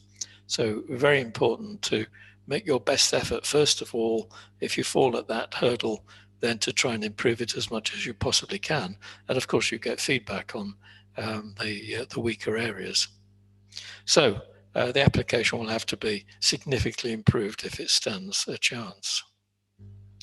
So if you're invited to submit a full proposal, remembering these various areas need to be built in.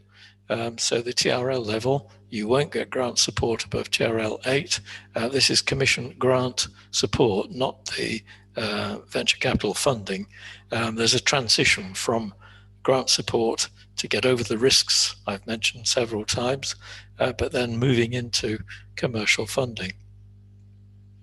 So it's good to group your work packages according to the TRL. So if you have a risk element you're seeking a grant for, put that in its own work package so that the Commission can clearly see the funding that you're seeking for grant, as opposed to the rest of the packages that will probably take it through to commercialization. Again, it's easier for private sector financiers to look at those other stages and say, well, we're not funding the grant part, the risk part. We want to blend. This is where the blended finance comes in, a combination of grant and venture capital funding, further complicated by the fact the Commission have a venture capital fund, the Eic Fund, that if the private sector are still not quite sure about investing, even though the risk will be overcome, they can put some European Commission money in as venture funding. They've made it quite clear they don't want to keep an interest in companies because it competes with the private sector venture capitalists. So they'll come out as soon as they can and transfer the investment to the private sector. So there needs to be clear evidence for EU support and the risk that they'll be asked to cover. If it's a proposal related to any form of security, there's a special process for appraising sensitive innovations. I mentioned objectives earlier, meeting with the Green Deal and the social aspects and so forth. It's also important to look at what the Commission won't fund. So they won't fund anything to do, for instance, with increasing the amount of coal burnt, fossil fuel burn. They might improve something that looks at improving the efficiency. They would look at improving the efficiency, but not in burning more fossil fuels. Anything related to building the smoking sector, for instance, tobacco sector. So there are areas that they will not fund, as well as those that they will. When you are invited to do a full proposal, then you have a free mentoring provided by the Commission, up to 3 days of coaching, free of charge from the EIC's Business Acceleration Services. And these coaches are independent business experts with entrepreneurial and fundraising background. So you get their help in developing your full proposal. I think TÜBİTAK also offer help in developing proposals. Same key criteria as before. I've mentioned them: impact, excellence, implementation. And they are the excellence. Does the project have the high innovation potential beyond what's around in the market at the moment, state of the art. Will it meet the pressing needs of European and global markets? Will it make an impact? And do you have a believable plan and team to make the project work, really? Fairly obvious questions, but these are the key criteria that your proposal will be judged on. That evaluation, they aim to be 5 weeks after the cutoff date. Again, evaluated remotely by 3 experts this time. Again, they have expertise in the area, obviously, but business experience as well as technical, looking at the same things as before and coming up with the go, no go as before. Of course, if all 3 evaluators give a go, then you're invited to meet with the jury as a final presentation before they go into the offer of funding. If it's unsuccessful, they do provide feedback. First rejection, you get 1 more chance. So you'll be eligible to resubmit the proposal based on the evaluation feedback, of course, improving it. And that can go to one of the 2 following cutoffs. But remember, there are only 2 cutoffs a year. So, you have 2 in a year. So that's quite a time. Of course, you could time it to be slightly shorter, but around a year. If it's rejected a second time, then I'm afraid again, it can't be resubmitted for 12 months. And most importantly, it goes back to the short application, the stage 1 application. So you start all over again. So even more important at this stage to get it right. And if you're invited to resubmit, to work really hard on that, to listen to what the evaluators have said and sort it. So the jury, we're now at the final stages. This is 8 to 9 weeks after the cutoff date. You'll have an invitation letter a couple of weeks before the interview. You can't change the date all the time. They were held in Brussels, but of course are being held online because of COVID. You're allowed 3 company representatives. And with the cutoff date in October, that means there'll probably be interviews around December, towards the end of the year.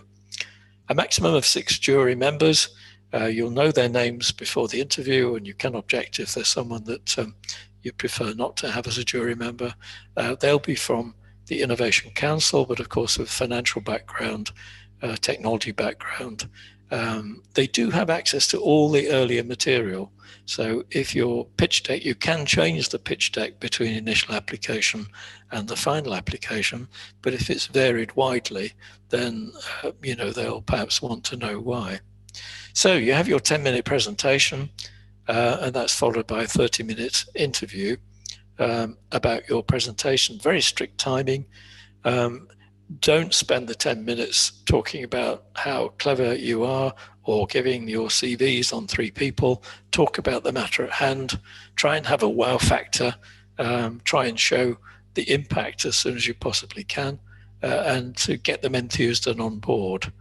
Do share the presentation, but certainly the questions between the 3 members present. And if you fail at that stage, it's sad, but it's also,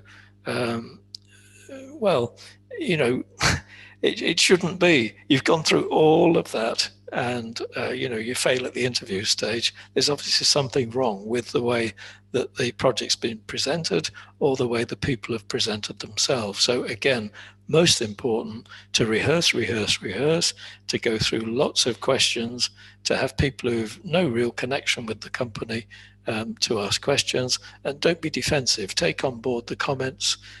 Quite often the projects are too technical. People don't understand the technical jargon.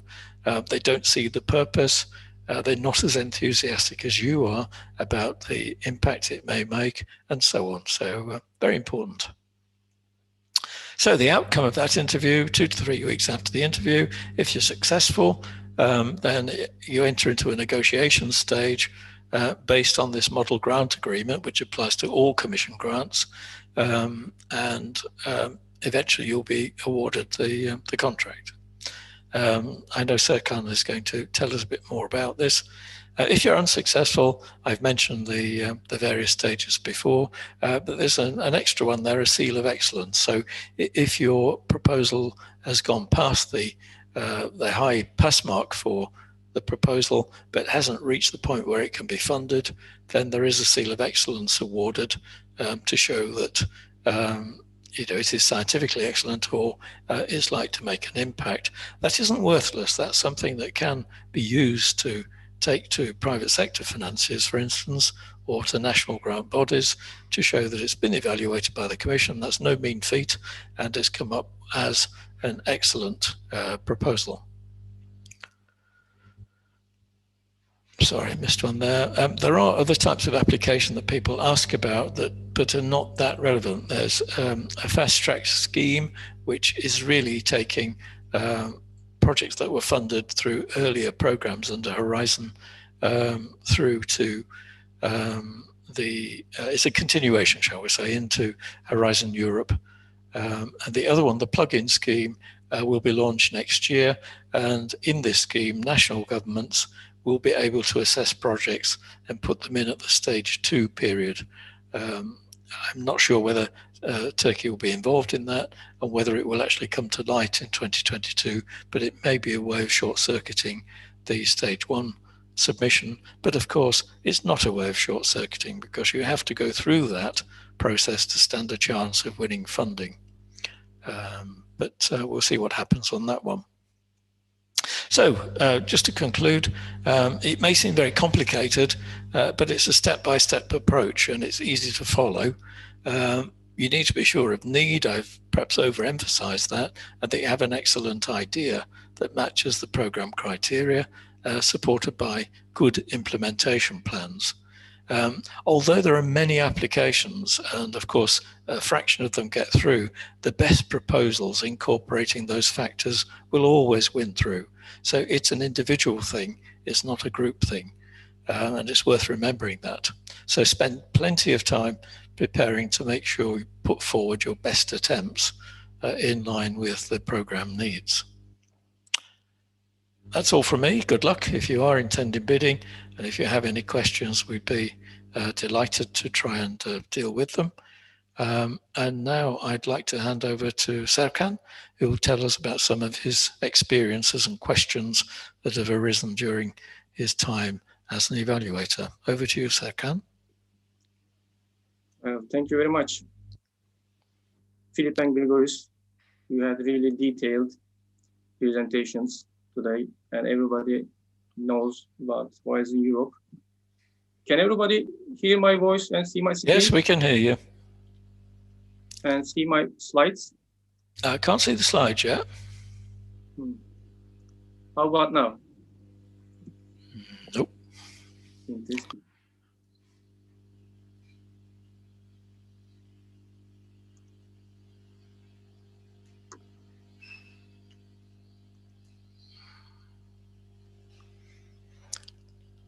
I click share screen several times, but it doesn't work, I guess. Oh, right. What's happened there then? Serkan Bey, do you want me to reflect on behalf of you? It's Kemal from project team. It's okay now. Okay. Thank you. Finally. We'll blame it on the heat, Serkan. Thanks a lot, Kemal. So my name is Serkan Bolat. I work as an expert evaluator for European Innovation Council for a long time. I currently evaluate short and full proposals. And I also had some experience about several Horizon Europe and Horizon 2020 programs for SMEs. So today I want to go a little bit more practical, not much theoretical, practical and quick presentation before answering your questions. I brought a lot of experience and observations while talking to several SMEs applying for funding from Horizon 2020 and Europe. So I want to share some tips and opportunities for you. I will also take you a tour on relevant websites to get you practical information and hands-on, quick experience. So when we talk about Horizon Europe, as Grigoris said in detail, there is a spirit of Horizon Europe that you should always care about. take into consideration while preparing your proposals and develop your projects. Horizon Europe is more ambitious than Horizon 2020 in terms of technological sovereignty, European competitiveness, and sustainable society. For instance, in Horizon 2020, you could get funding if you develop a better manufacturing process to produce chocolate, because chocolate is an interesting and demanded product for hundreds of millions consumers, and you will definitely make money. So you could get funding, for instance, from an innovation program. But in Horizon Europe, they specifically underline the importance of deep tech and technological sovereignty. What it means is your technology had better be related to strategic technological infrastructure, IT, and green technologies. Also, it should be strategic to give competitiveness to Europe against China, United States, maybe Russia, and Far East countries. That's the basic components of the spirit of Horizon Europe. Also, Green Deal and United Nations Sustainable Development goals are very important to develop your projects, and from evaluators' perspective. Not all the applicants and projects have to serve Green Deal goals, like decreasing carbon emissions, etc. But at least they don't need to harm any environment or eco-friendly ecosystem of our world. So we know about Horizon Europe already from Grigoris's presentation. Now you should also know yourself before deciding how you can contribute to Horizon Europe objectives and what kind of calls you can apply for. For instance, there's a saying you are well aware of, start like a Turk, end like a German. Actually, this saying doesn't come from Turkish culture. It's a popular saying in Germany, as far as I know. So we always start every project, every program with very enthusiastically. We are ambitious. We start very fast. We come together with our team members. But then, because of lack of discipline and work structure and institutionalization, we are usually distracted very quickly, and we lose our focus. So you need to pay attention to what European innovation programs require in terms of innovation, innovative teams, and project structure. As you know, all innovation funding programs require detailed and structured, precisely planned work packages, tasks, milestones, deliverables, and budgets. So you need to be keeping your enthusiasm, entrepreneurial spirit, but you should also combine it with focus and perfect execution and deliverability. I couldn't say it. To deliverable capability. So most SMEs in Turkey are owned by families, and they don't want to have anybody else, external partners or VCs included in their company. They want to make all their decisions themselves, and this is not only limited to Turkey. I know a lot of companies from all around the world. Some family-owned companies especially are proud of having 100% of their company stakes on their own. So most of the Turkish applicants also apply for grant support, not equity support, as far as I can monitor from the databases. So you need to make your decision. Are you going to be a big global European company, or do you want to keep it small, but yours? Are you going to make impact in Europe, or do you want to just stay local? So this another one is very closely associated with this cultural quality. Every man for himself.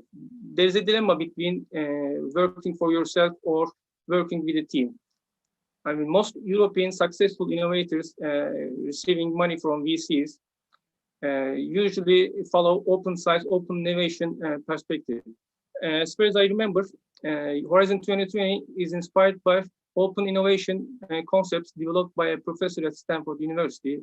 Actually, European Commission received consultancy from that professor at the early days of Horizon 2020 work program development stage.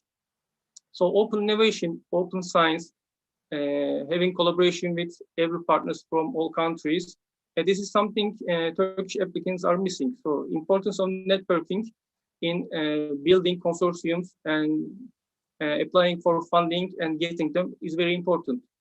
So to me, you should figure out how can you contribute to European innovation ecosystems, what are your strengths, what are your capabilities, and what kind of resources that you can access during your project duration. If you know them, you can better negotiate with other participants from other countries, and you can your contribution would be more appreciated in those consortiums.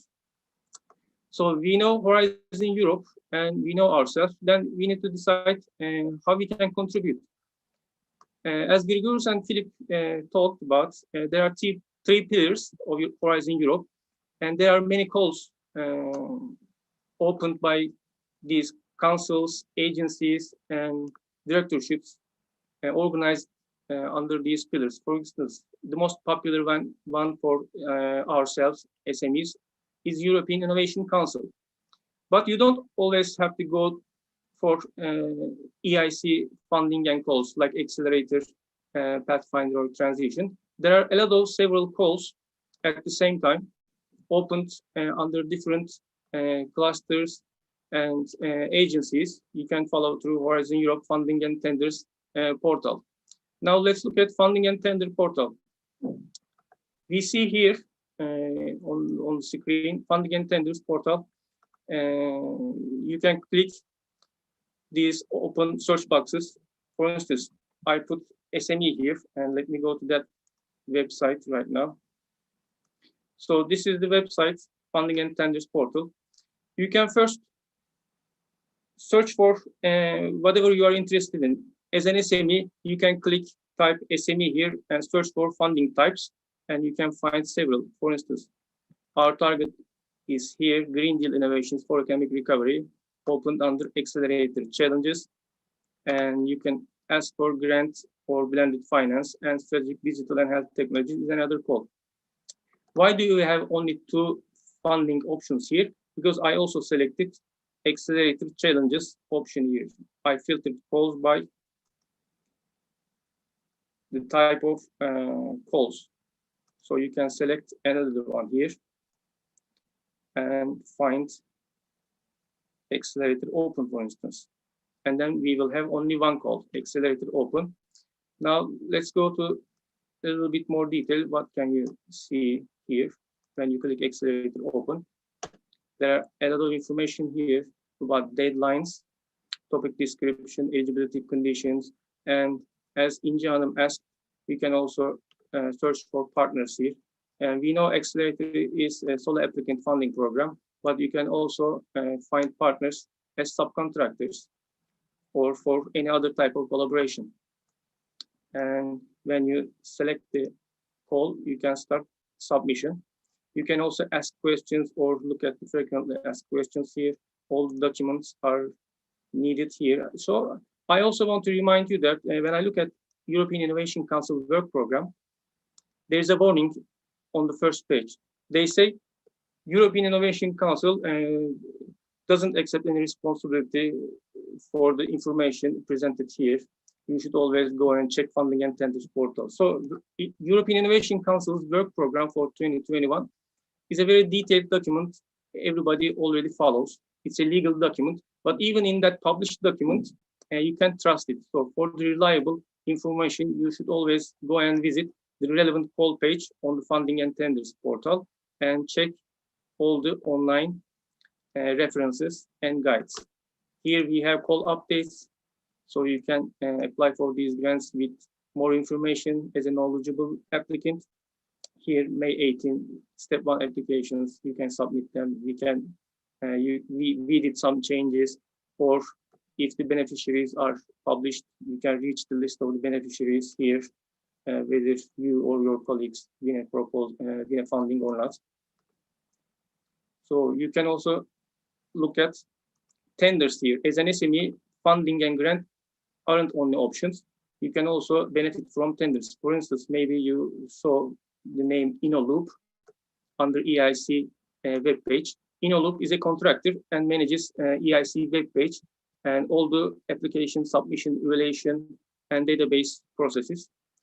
That AI-based tools are also their development, their technology. So you could actually bid for that tender to serve European Innovation Council as a contractor. That's another option. Sorry for interrupting. It's Kemal. Could you please go full screen mode? One participant has commented on this issue. It is hard to see some words on this slide, actually. As far as I know, I'm already full screen here.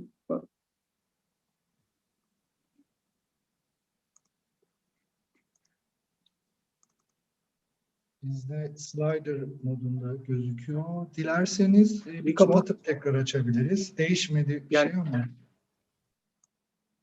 Can everybody see my Google Chrome page fully?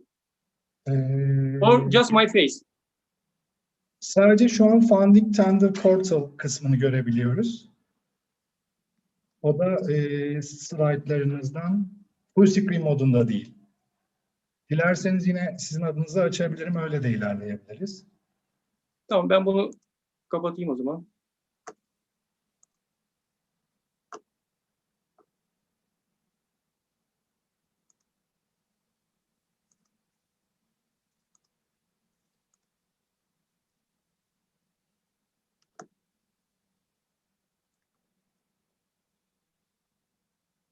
Sanıyorum görebiliyorsunuz. We're in full screen now, yes.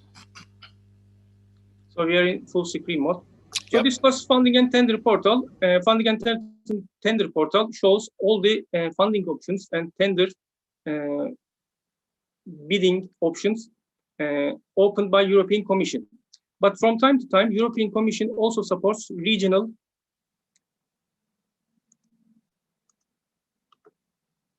Can we go to next slide?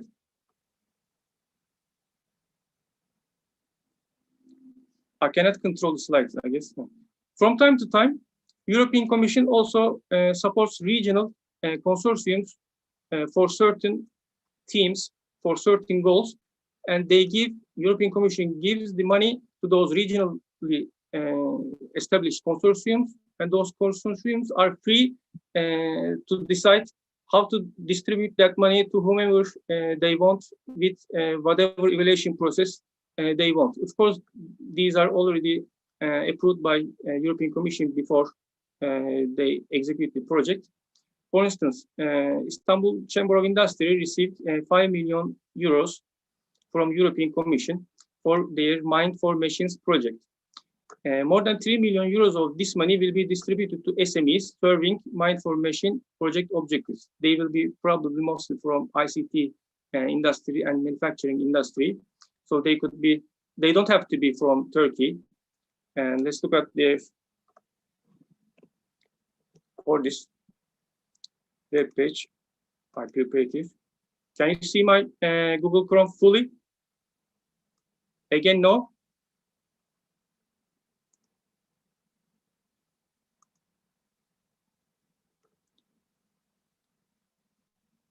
No, I was just clicking Google Chrome to show this Mind for Machine projects. Help is on its way, Serkan. So can everybody see my slide right now? Funding by EC supported projects. Yes, but it's not full screen. Don't worry.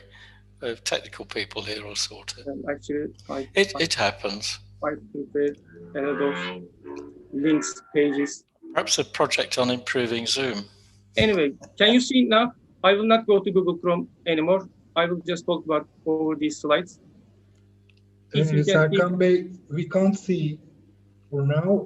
Could you please close and reopen your presentation? Then please click share screen and select the presentation. Maybe it will be.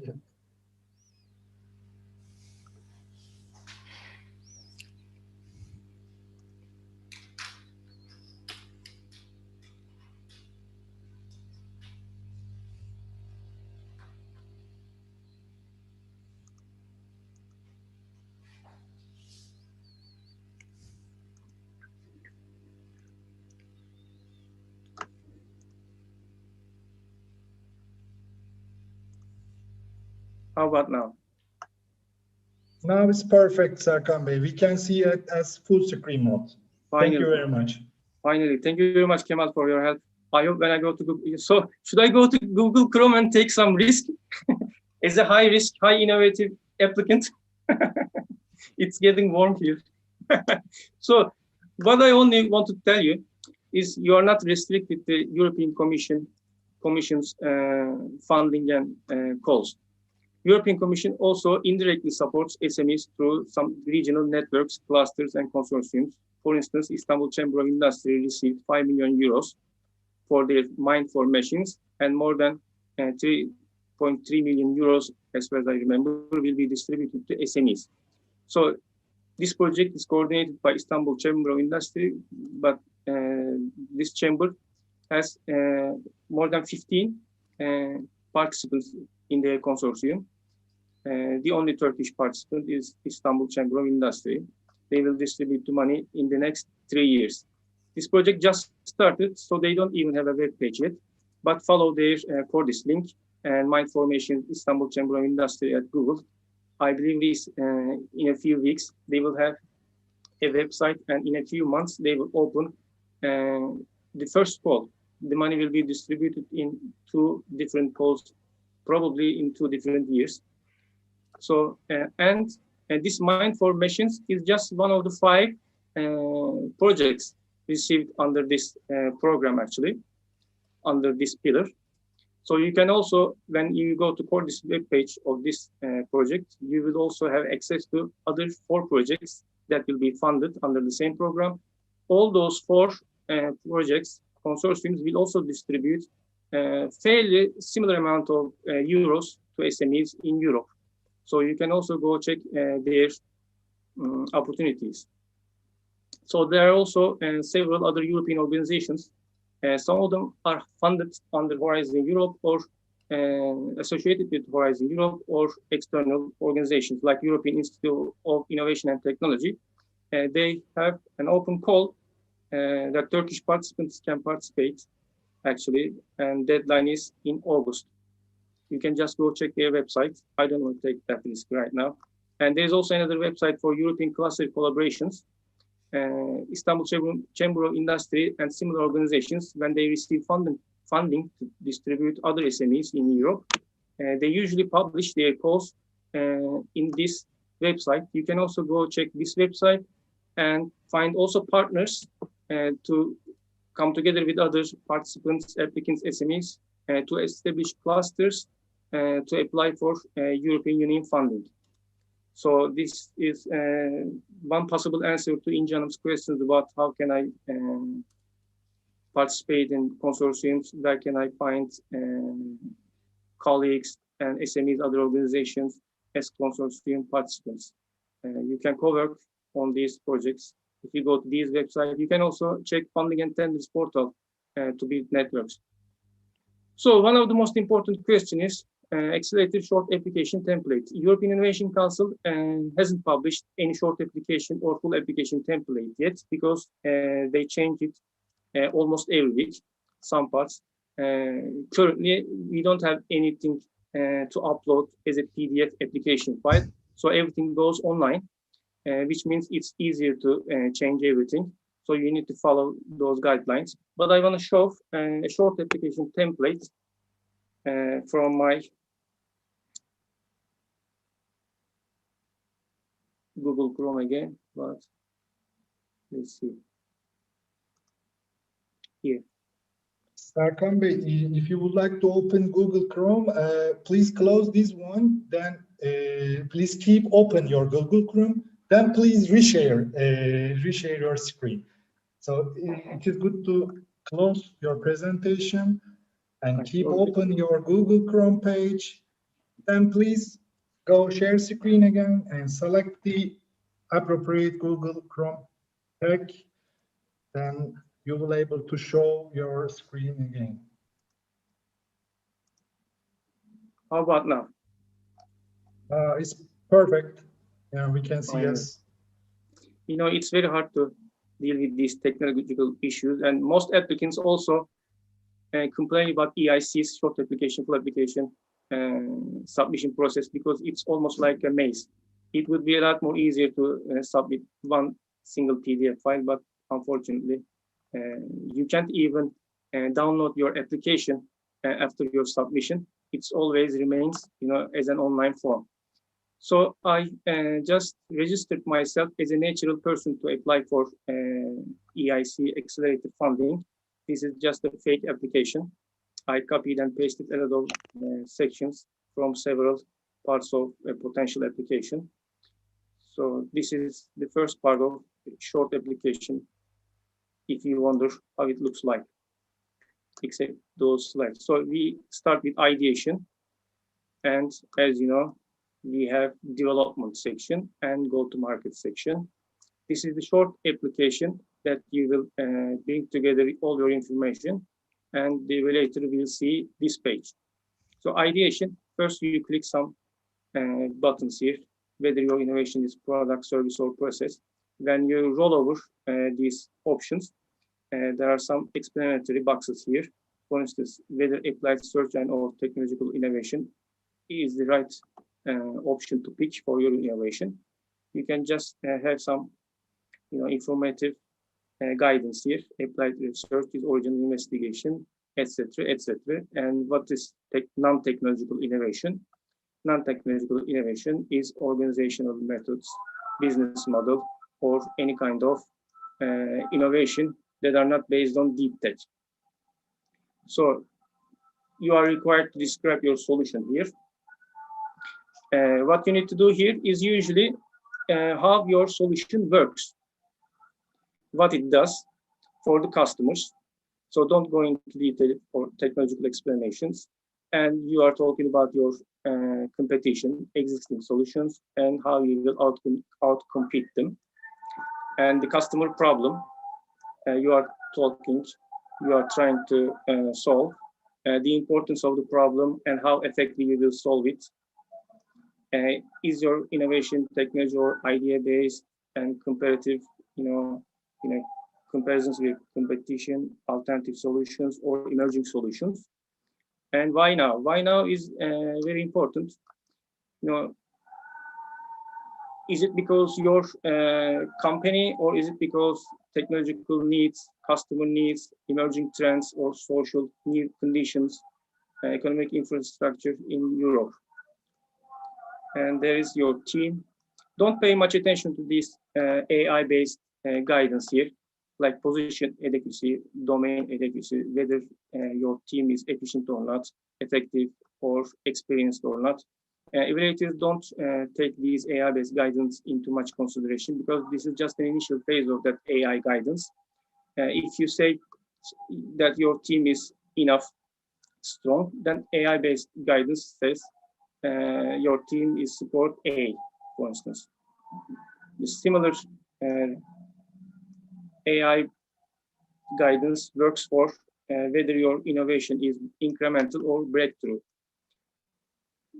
For instance, based on the wording and expressions you use for your innovation, for instance, if you say cloud-based, AI-based technology with deep tech components, AI just identifies your innovation as breakthrough here, but it doesn't mean that you will receive go from evaluators. So these are the other sections, but I don't want to go into details right now to keep it shorter. We are already behind the schedule probably. So I will close this permanently and open my slide again.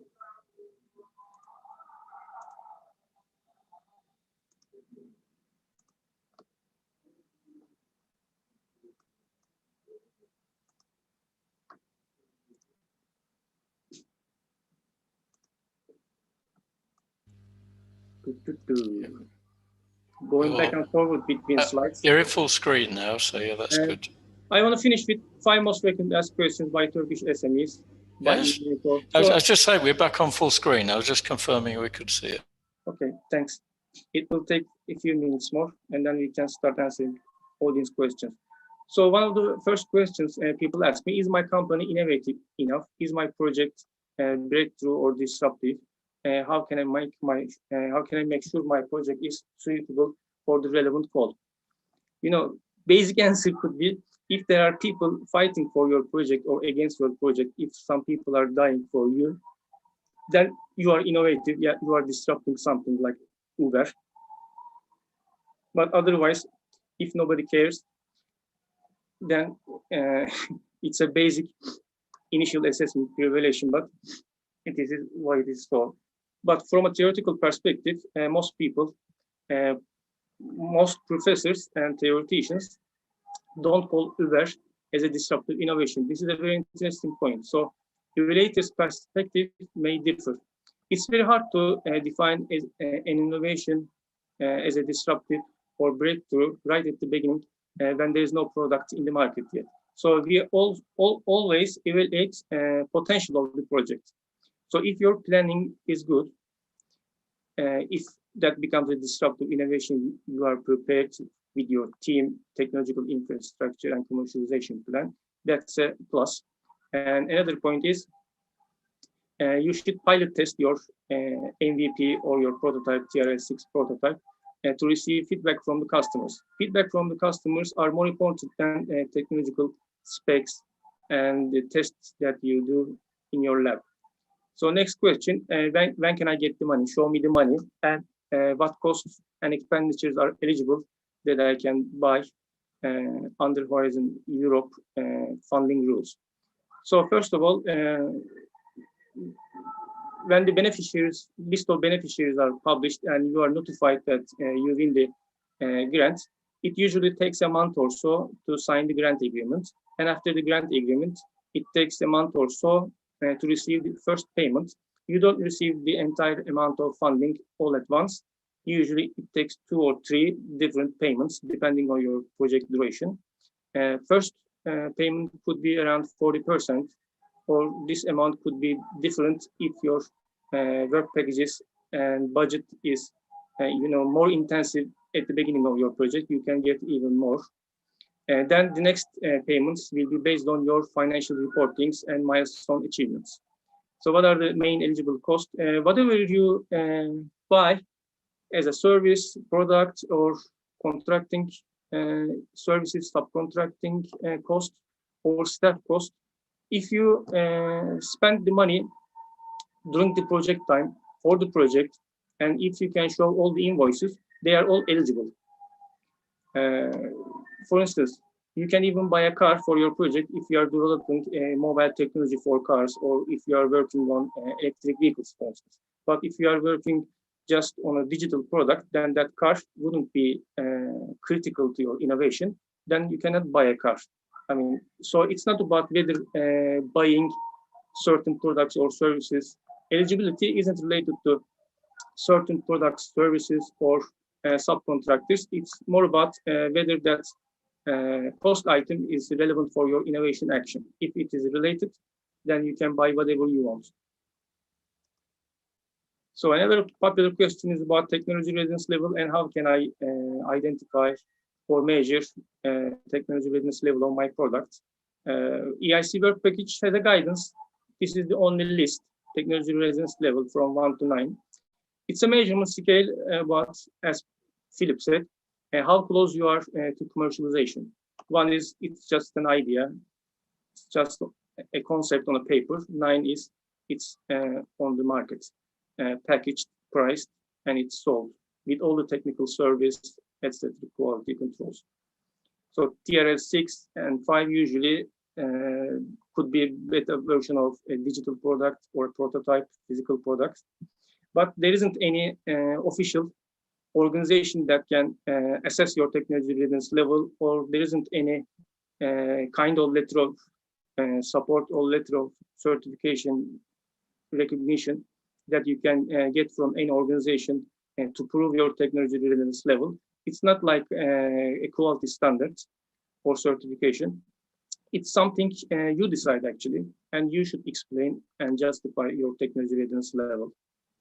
So one of the most popular questions is also, is it disadvantageous to apply from associated countries like Turkey? Are we subject to different rules than EU members?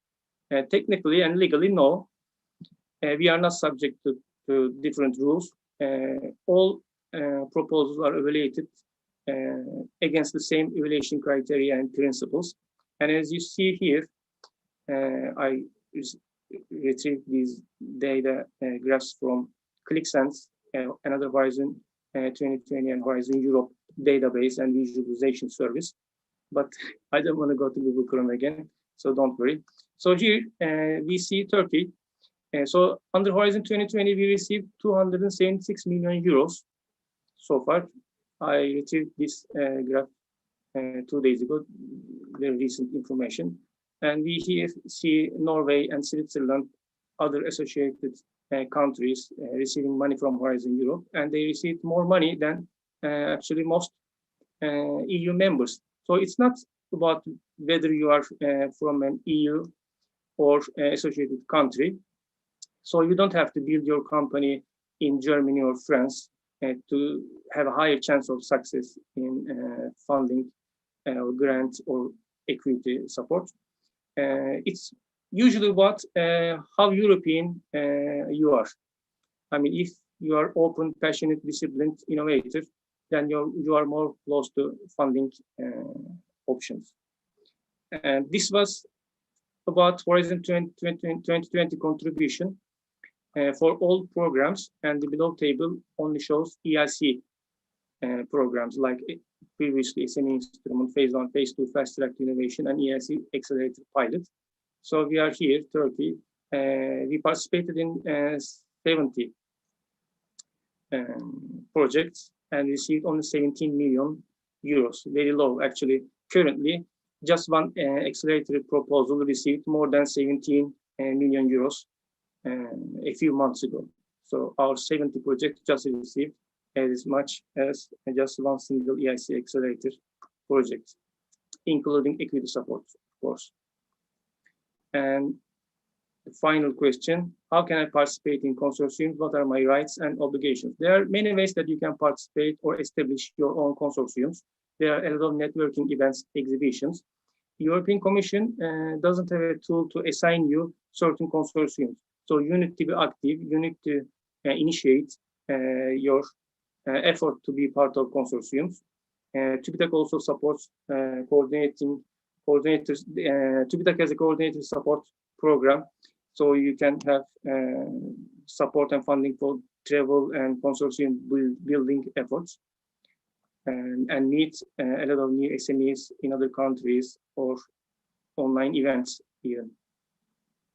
EIC has business acceleration services where you can find other partners, subcontractors, stakeholders, not as a participant in the consortium because EIC is a solo applicant program, but after TRL 8, you are free to do whatever you want. So you will certainly meet different stakeholders from different countries to develop a better commercialization and market deployment and market growth. So there are a few entities within a consortium, starting from coordinator, beneficiary, and contractor, subcontractor.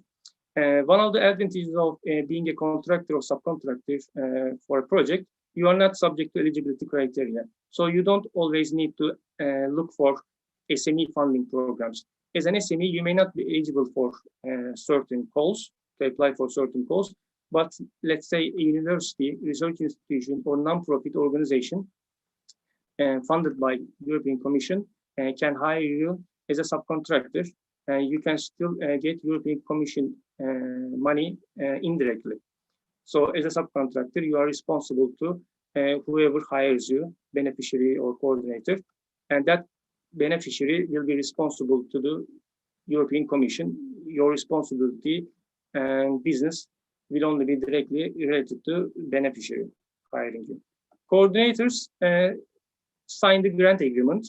Beneficiaries sign accession form, but signing accession form also means that you are part of the consortium and you are subject to grant agreement. In some calls, you need to pay attention. Being a coordinator or beneficiary may make a difference because coordinators are subject to higher capacity standards in terms of financial or operational capacities than beneficiaries, because there are sometimes 20 beneficiaries and coordinators are responsible for their actions, organization, coordination, and management of the project. So European Commission expected a little bit higher capacity standard, and they want to verify that the coordinator can accomplish all the tasks they are committing in the grant agreement. So without making it longer, I also wonder what keeps you from submitting your application today. I mean, we organize events every month, sometimes every week, and you have a lot of information about Horizon Europe Accelerator or SME programs already. But if you don't submit your application today, there is some challenges, you have some obstacles keeping you from submitting your application. What are they? I wondered what they are, and we want to help you actually as soon as possible writing or developing your project or proposal. Thank you very much. Thank you. Be waiting for your... Thank you, Serkan. That's a good question to end on, and we'd be delighted to have comments on that. I have a question for you. With all of the questions you've had, and you've had a lot of them, which is the sort of most popular area to ask questions? Is it finance? Is it proposal content? Is it process? What would you say was the most? To me, it is proposal content. Right. Because people have some technologies at their desk, some ideas on their desk, and they are working on some prototypes or some research studies, experiments in their lab, but they don't know how to turn it into a project, not even a proposal. The first thing is to think about their prototypes, technologies, RDs, capacities, how they can contribute to European ecosystem, European economy.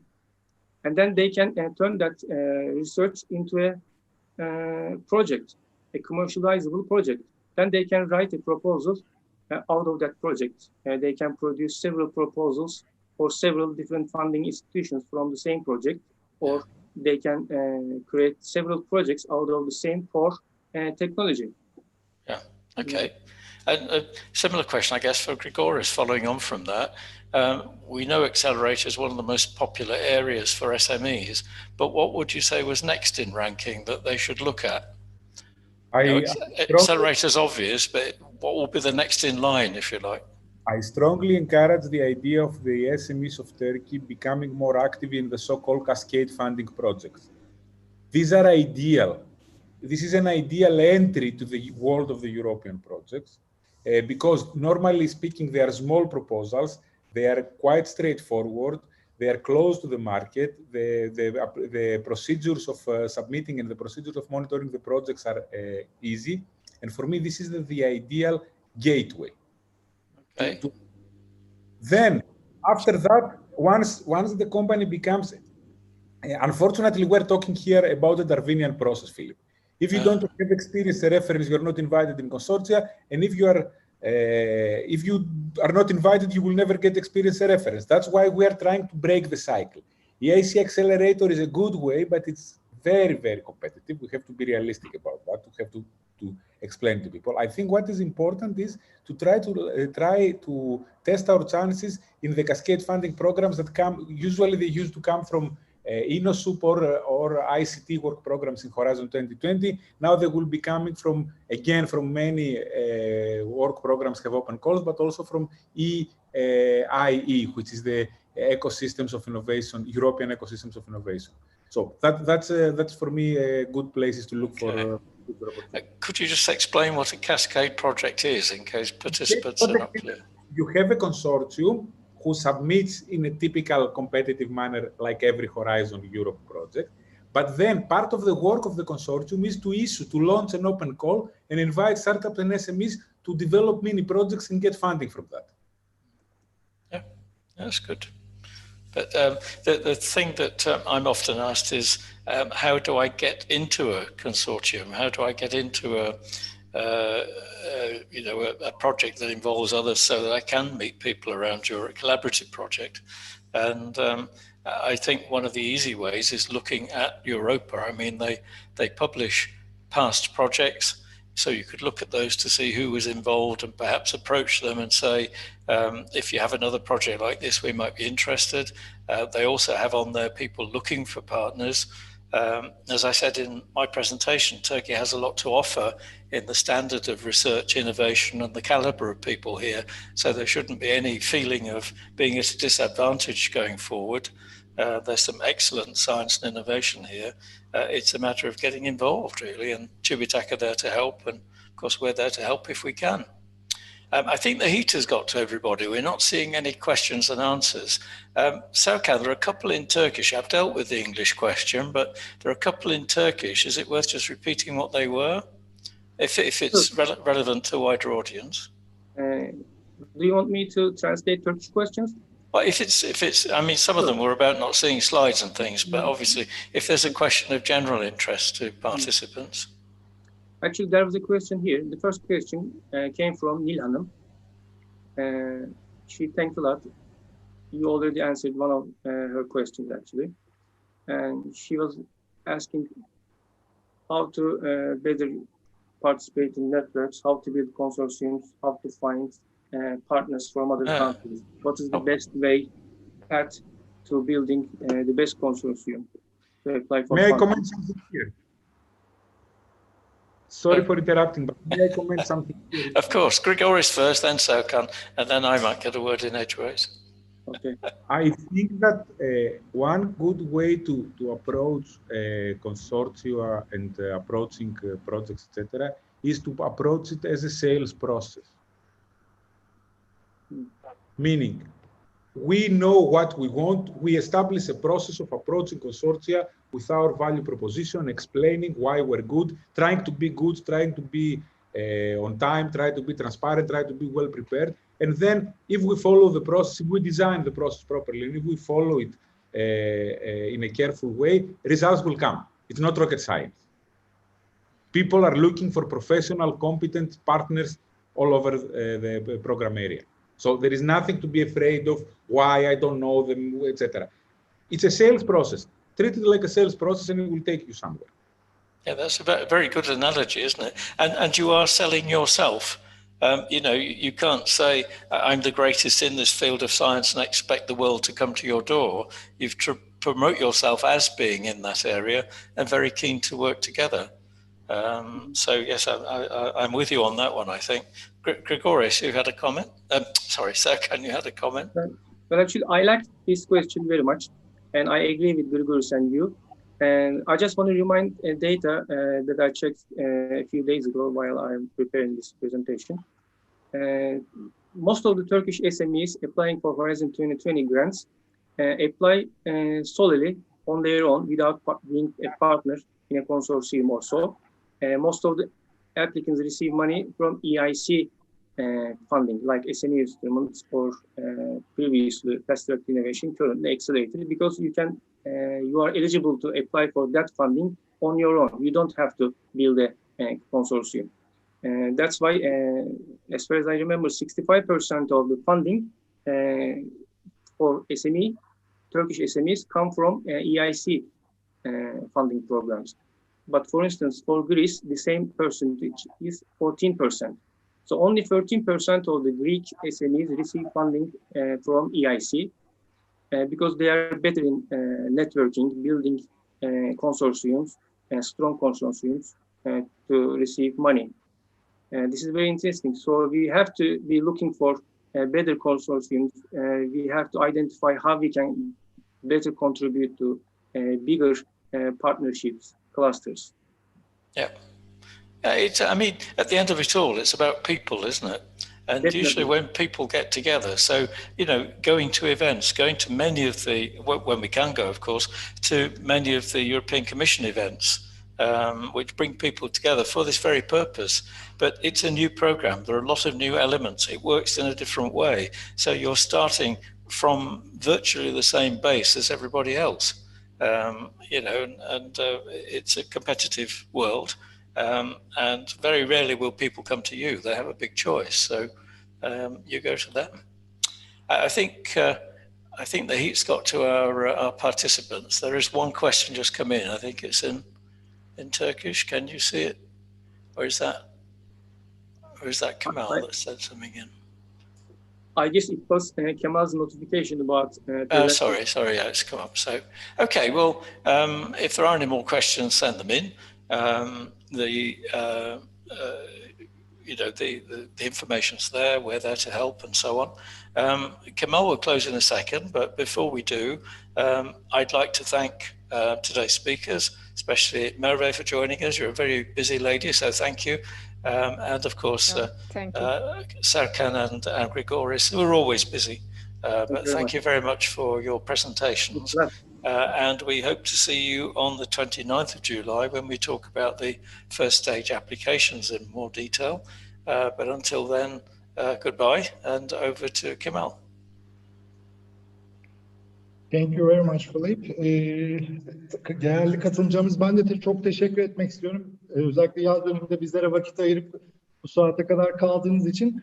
Ayrıca proje uzmanlarımız Philip, Grigoris ve Serkan Bey'e de çok teşekkür ediyorum.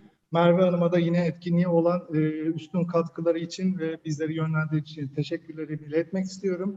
Ayrıca yine proje ekibimize de Tuğçe Hanım'a, Sayın Hanım'a ve Anıl Beylere. Webinarımız 15 dakika daha açık kalacak canlı yayın halinde. Bunu yapma sebebimiz aslında 15 dakika boyunca aklınıza bir soru gelirse bize buradan iletmeniz. Bu soruları bizler daha sonra Philip ve diğer uzmanlarımızla beraber yanıtlıyor ve biraz önce chat butonuna yazdığım ilgili sunumların yükleneceği yerde paylaşıyor olacağız. Teşekkür ediyoruz vakit ayırdığınız için. Sizlere iyi günler diliyoruz.